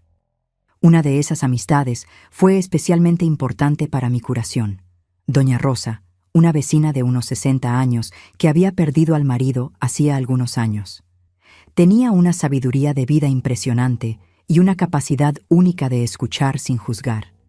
Fue a Doña Rosa a quien le conté, por primera vez, toda la historia sobre mi padre. Esperaba ver horror, repulsión, juicio, En su lugar, me abrazó y me dijo: «Hija, tú no eres responsable de los errores de otros, ni siquiera de tus padres». Doña Rosa se convirtió en una especie de madre sustituta para mí. La madre que necesitaba en aquel momento, comprensiva, acogedora, sabia. Me enseñó que era posible reconstruir la vida después de una tragedia, que era posible encontrar alegría de nuevo. En 1993, conseguí mi primer trabajo desde la mudanza a Jaén. Era en una pequeña empresa de contabilidad, haciendo servicios administrativos. El sueldo no era mucho, pero la independencia económica fue fundamental para mi autoestima. Trabajar me dio propósito de nuevo. Me sentía útil, productiva, capaz. Los compañeros de trabajo no sabían mi historia y me trataban como a una persona normal, sin pena ni juicio. Fue en esa época cuando empecé a darme cuenta de que estaba cambiando por dentro. Los ataques de pánico disminuyeron drásticamente. Conseguía pasar días enteros sin pensar en mi padre o en los abusos. Empezaba a sonreír genuinamente otra vez, no solo por educación. Los niños también estaban floreciendo. Rebeca se reveló como una excelente alumna y una bailarina talentosa. Samuel era popular en el colegio y destacaba en los deportes. Verlos felices y adaptados fue la mayor prueba de que estábamos en el camino correcto. Mi madre, desgraciadamente, continuaba atrapada en el pasado. Cada mes que pasaba, se ponía más amarga, más deprimida, más difícil de convivir. Empezó a hacer comentarios maliciosos sobre nuestras decisiones, a criticar todo lo que hacíamos. Una noche, tuvo una crisis terrible. Empezó a gritar que éramos ingratos, que había sacrificado todo por nosotros, que no merecía ser tratada como una paria en su propia familia. Fue cuando me di cuenta de que nuestra convivencia se estaba volviendo tóxica para todos. «Mamá», le dije al día siguiente, «creo que sería mejor que viviera sola. Puedo ayudar a encontrar un piso pequeño, puedo ayudar económicamente, pero creo que todos necesitamos espacio». Se puso furiosa. Me acusó de estar abandonándola en la vejez, de ser una hija desnaturalizada. Pero en el fondo, creo que ella también sabía que nuestra convivencia no estaba funcionando. Encontramos un piso pequeño a algunas manzanas de casa. Se mudó en marzo de 1994, llevándose solo su ropa y algunos muebles básicos. Fue doloroso verla partir de esa manera, pero fue necesario para la cordura de todos. Con mi madre viviendo sola, nuestra casa se volvió más ligera, más armoniosa. Los niños parecían más relajados. Mario y yo pudimos concentrarnos en reconstruir nuestro matrimonio, que había sido severamente puesto a prueba por los eventos de los últimos años.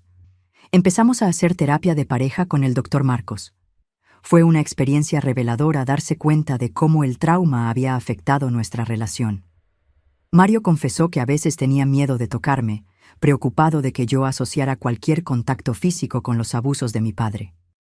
Yo confesé que a veces me sentía sucia, contaminada, como si cargara parte de la culpa de mi padre.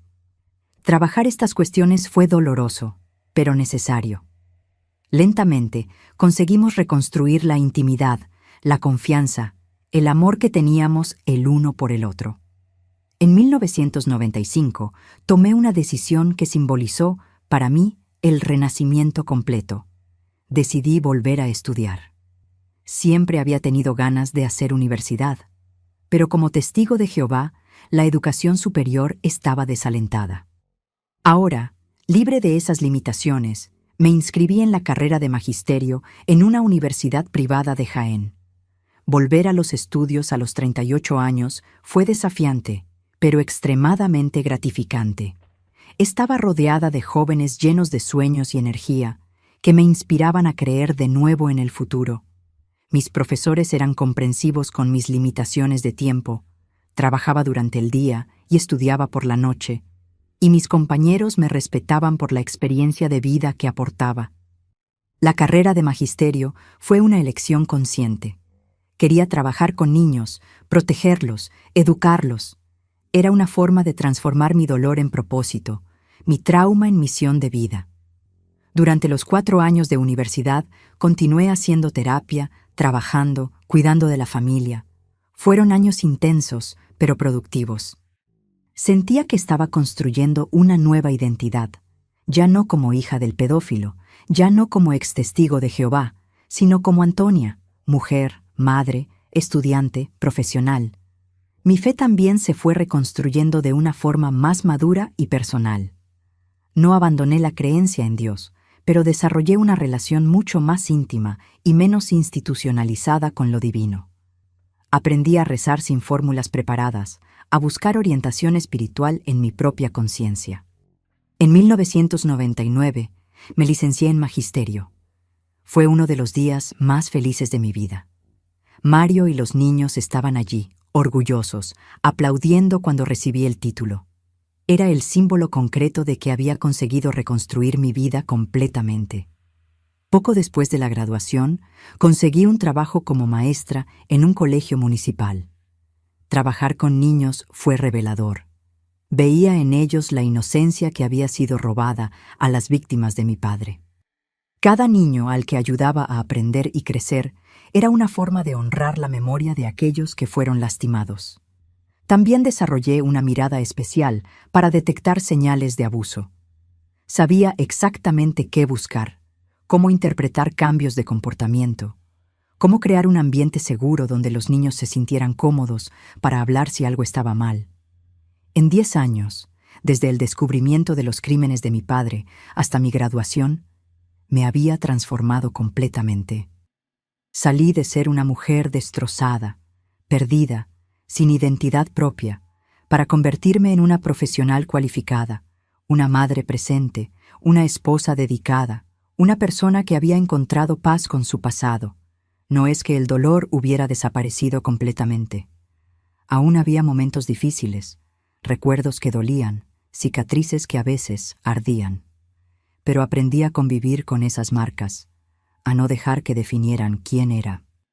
Lo más importante, aprendí que es posible reconstruir la vida después de una tragedia, que es posible encontrar significado en el dolor, propósito en el sufrimiento, esperanza en la desesperación.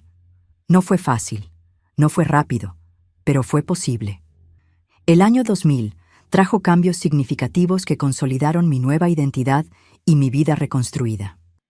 Tenía 43 años, estaba establecida profesionalmente como maestra. Mis hijos eran adolescentes sanos y adaptados, y mi matrimonio se había fortalecido después de pasar por las pruebas más difíciles. La primera gran novedad fue la decisión de comprar nuestra propia casa. Después de años pagando alquiler, finalmente teníamos condiciones económicas para tener un hogar propio.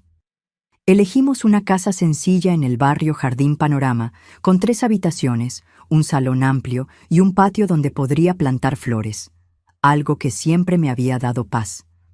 La mudanza a la casa propia fue simbólica. Era como si estuviéramos finalmente cerrando el capítulo de nuestra vida nómada, de aquella época en que huíamos del pasado sin saber dónde establecernos. Ahora teníamos raíces de nuevo, un lugar que era verdaderamente nuestro. Los niños se adaptaron bien a la nueva casa. Rebeca, ahora con 18 años, estaba terminando el bachillerato y soñaba con hacer universidad de danza. Samuel, con 15 años, era un joven popular en el colegio. Jugaba al fútbol en el equipo de la ciudad y tenía una novia que traía a almorzar a casa los domingos. Verlos crecer de forma sana, sin las marcas profundas que temía que llevaran por la historia del abuelo, fue una de las mayores victorias de mi vida. Sabían la verdad. Nunca escondí nada cuando llegaron a la edad apropiada, pero consiguieron procesar esa información sin dejar que les definiera. Una tarde de marzo, recibí una llamada que no esperaba. Era de Piedra Azul, del cuartel de la Guardia Civil. Mi padre había muerto en la cárcel. Infarto, dijeron. Había cumplido solo 6 años de la condena de 8 años. La noticia me pilló por sorpresa. No porque no esperara que pudiera morir. Al fin y al cabo, ya tenía más de 60 años y la vida en la cárcel es dura, sino porque no sabía cómo me sentía al respecto. ¿Debería estar triste? ¿Aliviada? ¿Culpable por no sentir más dolor? Durante días, me quedé intentando procesar esa información y mis reacciones contradictorias. Decidí no ir al entierro. Fue una decisión difícil, pero necesaria.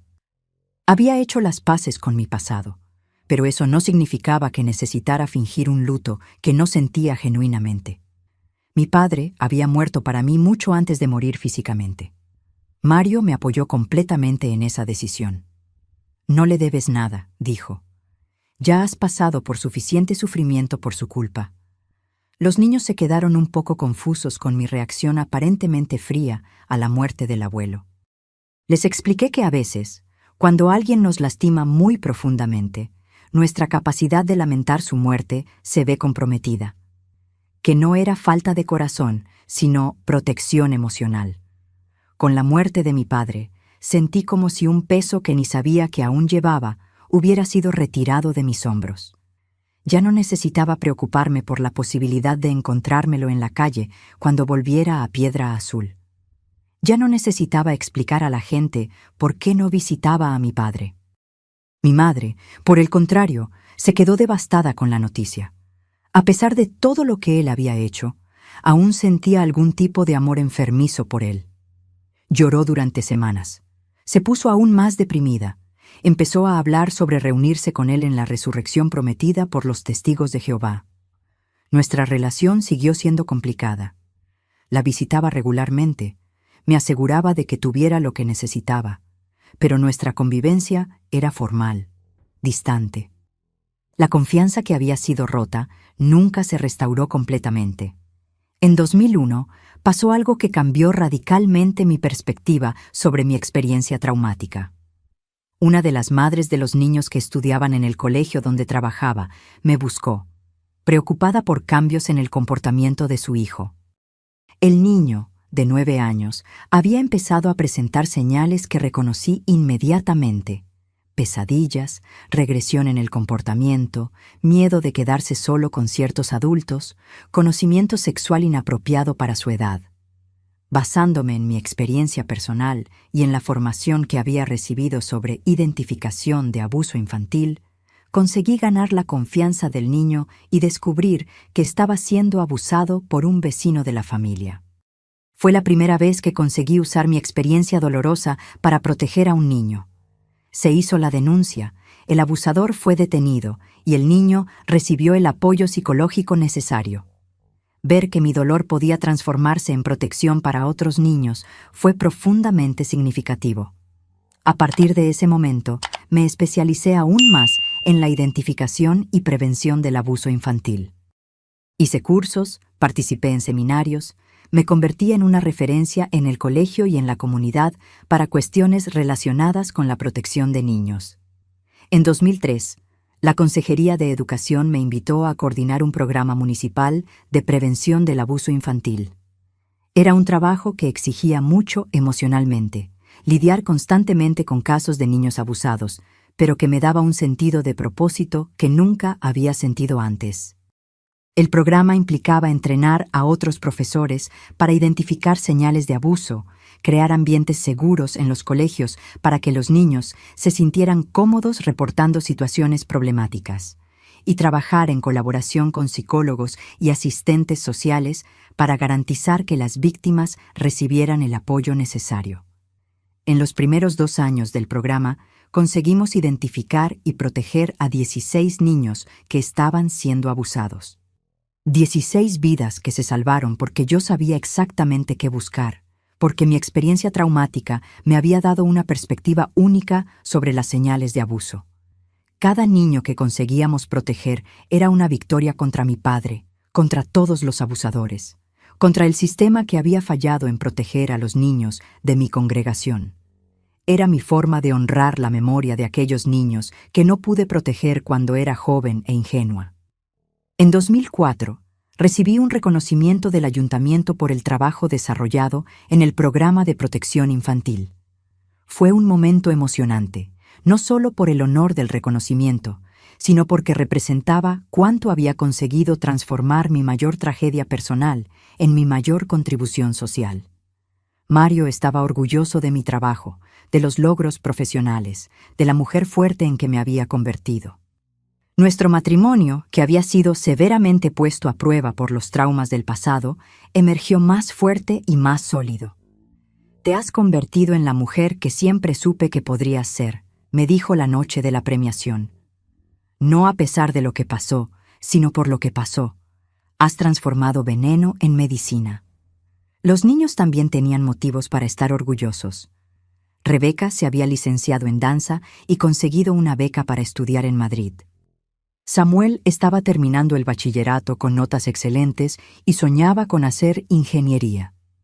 Verlos realizados, confiados, sin traumas visibles, relacionados con nuestra historia familiar, fue la mayor prueba de que habíamos conseguido romper el ciclo de dolor que podría haberse perpetuado por generaciones. En 2005, pasó algo inesperado que me obligó a confrontar una vez más mi pasado. Uno de los niños que habían sido abusados por mi padre, ahora un joven de 25 años, me buscó. Era Josué, aquel niño alegre que se había vuelto arisco y silencioso cuando empezaron los abusos. Supo dónde trabajaba y apareció en el colegio una tarde, nervioso, pero decidido a hablar conmigo. «Doña Antonia», me dijo, «sé que no es culpa suya, pero necesitaba hablar con alguien de su familia. Necesitaba que alguien supiera cómo me afectó aquello». Escuchar el relato detallado de lo que mi padre le había hecho fue una de las experiencias más dolorosas de mi vida. No solo por los detalles horribles de los abusos, sino por ver cómo aquello había marcado profundamente a un hombre joven que debería estar en la plenitud de la vida. Josué me contó sobre los años de terapia, sobre las relaciones que no conseguía mantener, sobre la dificultad de confiar en las personas, sobre las pesadillas que aún le atormentaban 16 años después. «Pero no he venido aquí para culparla», me dijo. «Vine porque supe del trabajo que hace, protegiendo a otros niños. Y quería decir que eso marca la diferencia, saber que algo bueno salió de todo aquel horror». Lloramos juntos aquella tarde. Pedí perdón en nombre de mi familia, aún sabiendo que no podía arreglar lo que había sido roto. Él me perdonó, diciendo que entendía que yo también había sido víctima de mi padre. Ese encuentro fue catártico para ambos. Para él, significó conseguir hablar sobre su trauma con alguien que realmente entendía el contexto. Para mí, significó confrontar directamente las consecuencias de los crímenes de mi padre y reafirmar mi compromiso de proteger a otros niños. En los años siguientes, otros supervivientes me buscaron. Algunos querían solo hablar, desahogarse con alguien que entendía. Otros querían saber cómo había conseguido reconstruir mi vida, buscando inspiración para su propio viaje de curación. Esas conversaciones, aunque dolorosas, fueron fundamentales para mi propia curación. Me di cuenta de que mi experiencia podía ofrecer esperanza a otras personas que habían sido afectadas por el abuso, no solo las víctimas directas, sino también sus familias. En 2007, Rebeca se casó con un chico maravilloso que conoció en la universidad. Fue una boda sencilla, pero llena de amor y alegría. Ver a mi hija feliz, realizada, capaz de amar y confiar, fue la confirmación de que habíamos conseguido protegerla de las cicatrices más profundas de nuestro pasado familiar. Samuel también iba bien. Entró en la Universidad de Ingeniería Civil. Era un joven responsable y equilibrado. Tenía una novia seria desde hacía 2 años y hablaba de matrimonio e hijos como algo natural y deseable, sin miedos ni traumas relacionados con la paternidad o la familia. Mi madre, desafortunadamente, continuaba atrapada en el pasado. La depresión se había agravado con los años y se negaba sistemáticamente a buscar ayuda profesional. Seguía creyendo que solo Jehová podría curarla, pero al mismo tiempo se sentía abandonada por Dios. Nuestra relación permanecía difícil. Yo seguía cuidando de ella por obligación y amor filial, pero sin la cercanía emocional que un día tuvimos. La traición de la complicidad silenciosa había dejado cicatrices demasiado profundas para ser completamente curadas. En 2008, tomé una decisión importante: escribir sobre mi experiencia. No un libro completo, sino artículos para revistas especializadas en educación y protección infantil, compartiendo lo que había aprendido sobre identificación temprana de abuso. Los artículos tuvieron buena repercusión. Recibí invitaciones para dar charlas en otras ciudades, para participar en programas de radio sobre protección infantil, para consultorías en colegios que querían implementar programas similares al nuestro. Hablar públicamente sobre mi experiencia fue inicialmente aterrador. Significaba exponer mi historia personal, asumir públicamente que era hija de un pedófilo, pero también significaba poder llegar a más gente, proteger a más niños. La primera charla que di fue en un colegio en Madrid. Estaba nerviosa, con miedo de ser juzgada o cuestionada sobre por qué no había percibido los crímenes de mi padre más temprano. Pero la recepción fue cálida y respetuosa. Después de la charla, una profesora me buscó llorando. Dijo que había identificado señales de abuso en un niño de su clase, pero no sabía cómo proceder. Mi conferencia le había dado el conocimiento y el valor necesarios para hacer la denuncia. Casos como ese se repitieron decenas de veces.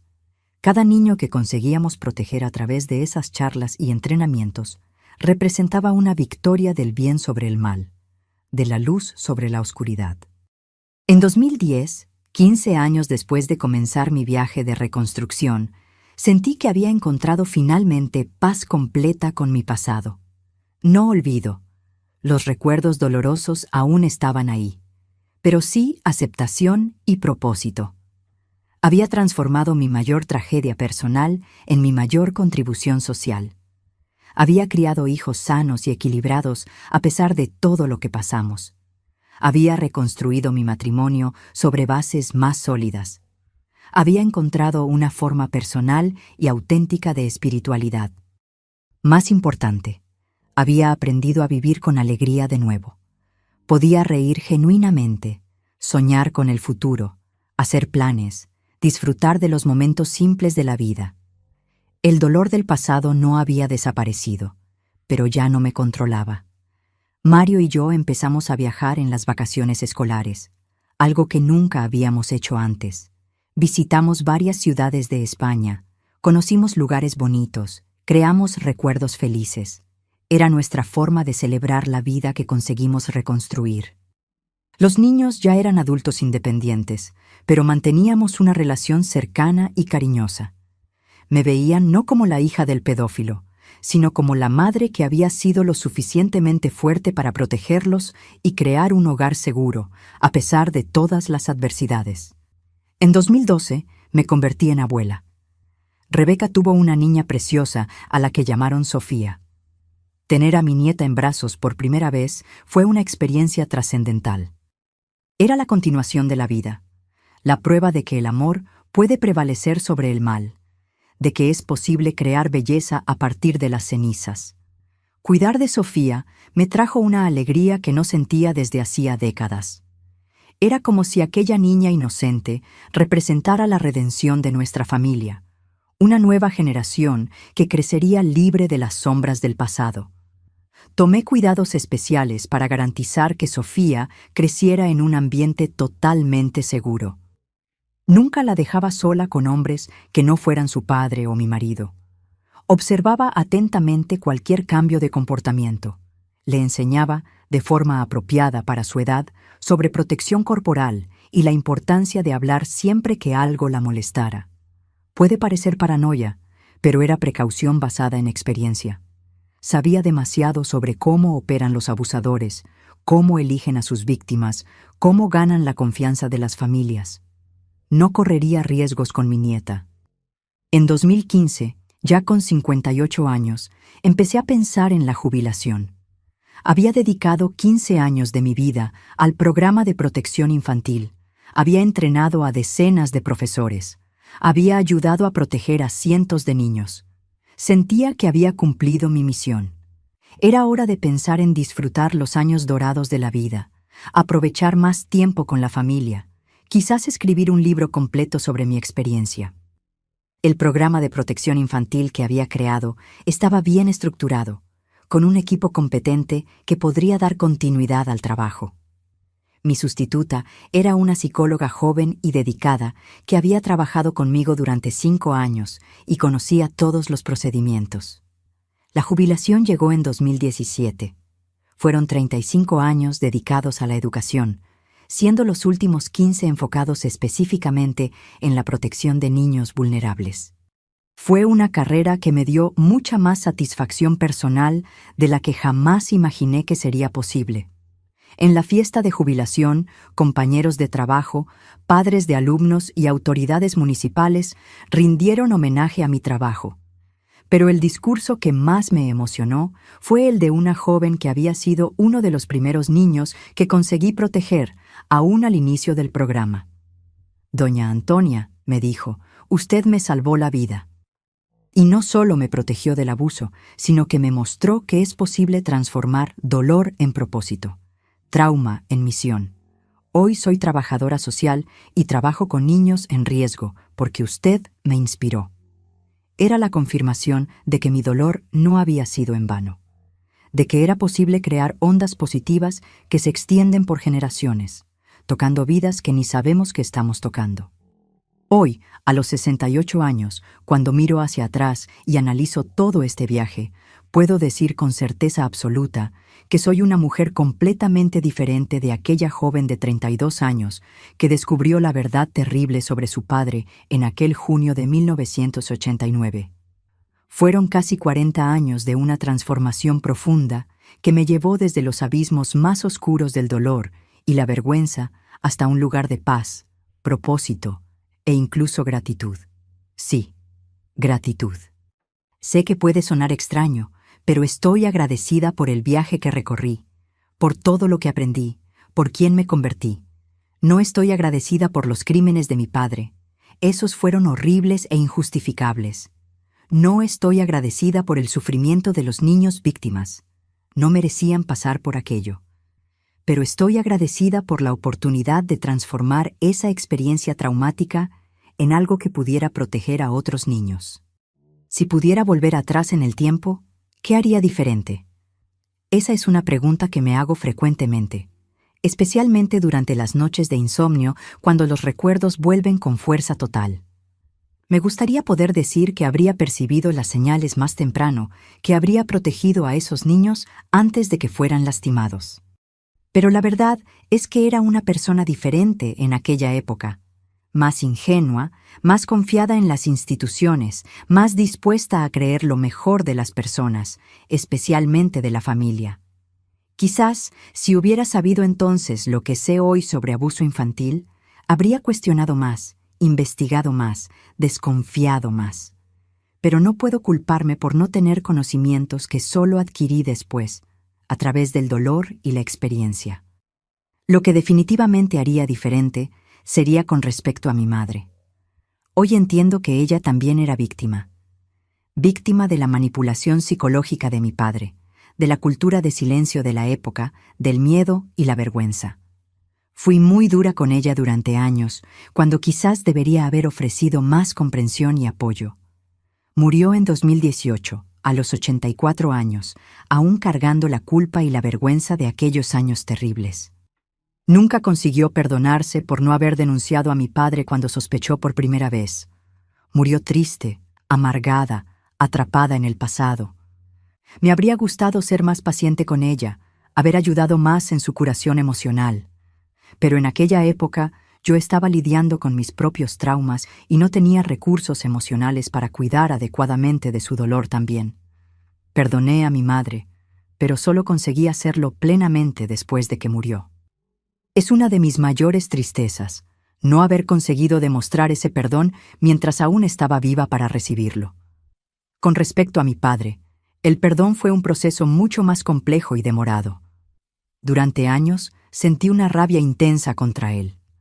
Rabia por los crímenes que cometió. Rabia por haber destruido nuestra familia. Rabia por haber traicionado mi confianza de la forma más cruel posible. Pero cargar esa rabia era como llevar veneno dentro de mi propio cuerpo. Me estaba matando por dentro, impidiendo mi curación completa. Fue durante la terapia que aprendí que perdonar no significa olvidar o justificar lo que se hizo. Significa liberar la rabia para que no continúe envenenándonos. Perdoné a mi padre por mis propios motivos egoístas, porque necesitaba ese perdón para vivir en paz. Eso no significa que apruebe lo que hizo o que me gustaría tenerle de vuelta en mi vida. Significa solo que ya no permito que sus acciones controlen mi felicidad. Una de las lecciones más importantes que aprendí es sobre la importancia de romper ciclos de silencio. El abuso infantil prospera en el silencio, en la vergüenza, en el miedo a hablar. ¿Cuántos niños podrían haber sido protegidos si hubiera existido una cultura de denuncia y transparencia? Por eso siempre animé a mis hijos y ahora a mi nieta a hablar abiertamente sobre cualquier cosa que les moleste. Creé un ambiente donde no hay temas prohibidos, donde cualquier pregunta puede hacerse, donde cualquier preocupación puede expresarse. También aprendí sobre la importancia de confiar en el instinto. Muchas veces, cuando algo está mal, nuestro instinto lo percibe antes que nuestra mente consciente. Esa sensación de que algo no está bien debe siempre tomarse en serio, investigarse, nunca ignorarse por cortesía o conveniencia social. Si hay un mensaje que me gustaría dejar para otras familias, especialmente para otras madres, es este: confiad en vuestro instinto. Si algo parece extraño con un niño, si alguien demuestra interés excesivo en un niño, si un niño presenta cambios súbitos de comportamiento, investigad. Es mejor pecar por exceso de cautela que por negligencia. Otra lección fundamental fue sobre la resistencia humana. Cuando estaba en el auge de la desesperación, en 1989, sinceramente creía que nunca conseguiría ser feliz de nuevo. El dolor parecía demasiado grande, la traición demasiado profunda, los daños demasiado irreversibles. Pero subestimé mi propia capacidad de curación y renovación. Con tiempo, ayuda profesional, apoyo familiar y mucha determinación, conseguí no solo sobrevivir, sino prosperar. Conseguí transformar trauma en propósito, dolor en misión de vida. Eso no significa que el viaje fuera fácil o rápido. Fueron años de terapia, años de reconstrucción de la autoestima, años aprendiendo a confiar de nuevo en las personas y las instituciones. Pero fue posible. Y si fue posible para mí, creo que es posible para cualquier persona que haya vivido traumas similares. La curación es un proceso, no un destino. Algunos días son mejores que otros. Algunos recuerdos aún duelen. Pero es posible vivir una vida plena y significativa, incluso cargando cicatrices profundas. La espiritualidad también fue fundamental en mi viaje de curación, aunque de una forma muy diferente de lo que imaginaba cuando era testigo de Jehová. Abandoné la religión organizada, pero no abandoné la fe. Desarrollé una relación personal e íntima con Dios, basada en el diálogo directo, en la oración espontánea, en la búsqueda de orientación a través de la meditación y reflexión. Ya no necesito intermediarios humanos o instituciones para conectarme con lo divino. Esa espiritualidad personal me dio fuerza en los momentos más difíciles. Me ayudó a encontrar significado en el sufrimiento. Me inspiró a transformar dolor en compasión por otros. No tengo todas las respuestas sobre Dios o sobre el sentido de la vida, pero tengo paz interior. Sobre relaciones, aprendí que es posible reconstruir la capacidad de confiar incluso después de traiciones profundas. Mi matrimonio con Mario no solo sobrevivió a la crisis, sino que se fortaleció. Pasamos por terapia de pareja, aprendimos a comunicarnos mejor, desarrollamos una intimidad más profunda y auténtica. También aprendí a ser más selectiva con amistades y relaciones en general. No por paranoia, sino por sabiduría.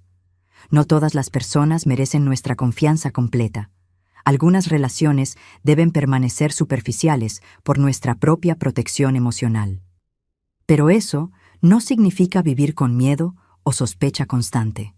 Significa tener discernimiento, establecer límites sanos, proteger nuestra energía emocional para las personas que realmente merecen nuestra intimidad. Con respecto al trabajo y propósito de vida, descubrí que nuestros mayores dolores pueden convertirse en nuestras mayores contribuciones. El trauma que casi me destruyó se convirtió en la fuente de mi misión profesional más significativa. Eso no sucede automáticamente. Es necesario tomar decisiones conscientes, buscar ayuda profesional, trabajar activamente en la transformación del dolor en propósito. Pero cuando sucede, es profundamente gratificante. Hoy, cuando miro a las decenas de niños que conseguí proteger a lo largo de los años, a los profesores que entrené, a los padres que orienté, siento que mi vida tuvo significado profundo. No a pesar de lo que pasó, sino por lo que pasó. Si tuviera que dar consejos a alguien que esté pasando por una situación similar a la que viví, diría: primero, busca ayuda profesional inmediatamente. El trauma no es algo que se supere solo a través de fuerza de voluntad. La terapia no es lujo, es necesidad urgente. Segundo, no te aísles. Mantén conexiones con personas que te aman, incluso cuando no tengas ganas de conversar o socializar. El aislamiento alimenta la depresión y la vergüenza. Tercero, protege a los niños a tu alrededor. Si fuiste víctima de abuso o eres familiar de alguien que cometió abuso, desarrolla hipersensibilidad a las señales. No dejes que tu experiencia dolorosa sea en vano. Cuarto, no tengas prisa con el proceso de curación. El trauma profundo lleva tiempo para ser procesado e integrado. Sé paciente contigo mismo. Celebra pequeños progresos. No te exijas perfección. Quinto, considera cómo puedes transformar tu dolor en propósito. No todo el mundo necesita convertirse en profesional del área, pero todos pueden encontrar formas de usar su experiencia para ayudar a otros. Cuando pienso en el futuro, a los 68 años, veo muchas bendiciones por delante.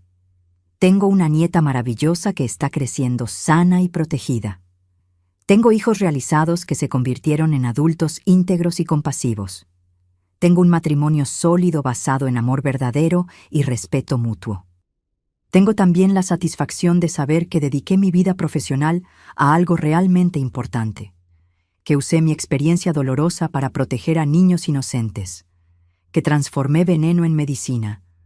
No sé cuántos años aún tengo por delante, pero sé que quiero usarlos bien. Quiero continuar siendo una abuela presente y cariñosa. Quiero viajar más con Mario, conocer lugares bonitos, crear recuerdos felices. Quiero quizás escribir un libro completo sobre mi experiencia, para llegar a aún más personas. Quiero también continuar hablando sobre protección infantil siempre que tenga oportunidad. Incluso jubilada, aún recibo invitaciones ocasionales para charlas y siempre acepto. Es mi forma de continuar contribuyendo, de mantener viva la llama de la protección de los niños. Más que todo, quiero vivir cada día con gratitud. Gratitud por haber sobrevivido a los momentos más sombríos. Gratitud por haber conseguido reconstruir mi vida. Gratitud por las personas que me amaron y apoyaron durante el viaje. Gratitud por la oportunidad de hacer diferencia en la vida de otras personas. Mis queridos que me habéis acompañado hasta aquí en este largo viaje, quiero que sepáis que compartir esta historia no ha sido fácil. Revivir estos recuerdos, exponer este dolor, puede ser retraumatizante. Pero lo hago porque creo que historias como la mía pueden dar esperanza a quien está pasando por situaciones similares. Si estáis escuchando esto y reconocéis vuestro propio dolor en mi historia, sabed que no estáis solos. Sabed que es posible sobrevivir, es posible curarse, es posible encontrar alegría de nuevo. No va a ser fácil, no va a ser rápido, pero es posible. Y si sospecháis que un niño a vuestro alrededor está siendo abusado, por favor, no os quedéis en silencio. Denunciad, investigad, proteged. Un niño está dependiendo de vuestro valor para ser salvado. Termino esta historia con el corazón lleno de paz. Paz por haber conseguido transformar la mayor tragedia de mi vida en mi mayor contribución al mundo. Paz por haber criado hijos sanos a pesar de todas las adversidades. Paz por haber encontrado propósito en el dolor, significado en el sufrimiento. Si esta historia ha tocado vuestro corazón, si os habéis identificado con alguna parte de ella, dejádmelo en los comentarios. Contadme desde dónde estáis viendo. Contadme si esta historia os ha traído algún tipo de esperanza o reflexión para vuestra vida. Y recordad, no importa lo oscura que sea la noche, el sol siempre vuelve a salir. No importa lo profundo que sea el dolor, la curación siempre es posible. No importa lo perdidos que os sintáis, siempre hay un camino de vuelta hacia la luz. Gracias por acompañarme en este viaje doloroso, pero necesario. Que Dios os bendiga a cada uno de vosotros y que mi historia pueda, de alguna manera, marcar la diferencia en la vida de quien necesite escucharla. Un abrazo cariñoso de esta abuela que aprendió que el amor siempre vence al miedo y que la verdad, por más dolorosa que sea, siempre nos libera.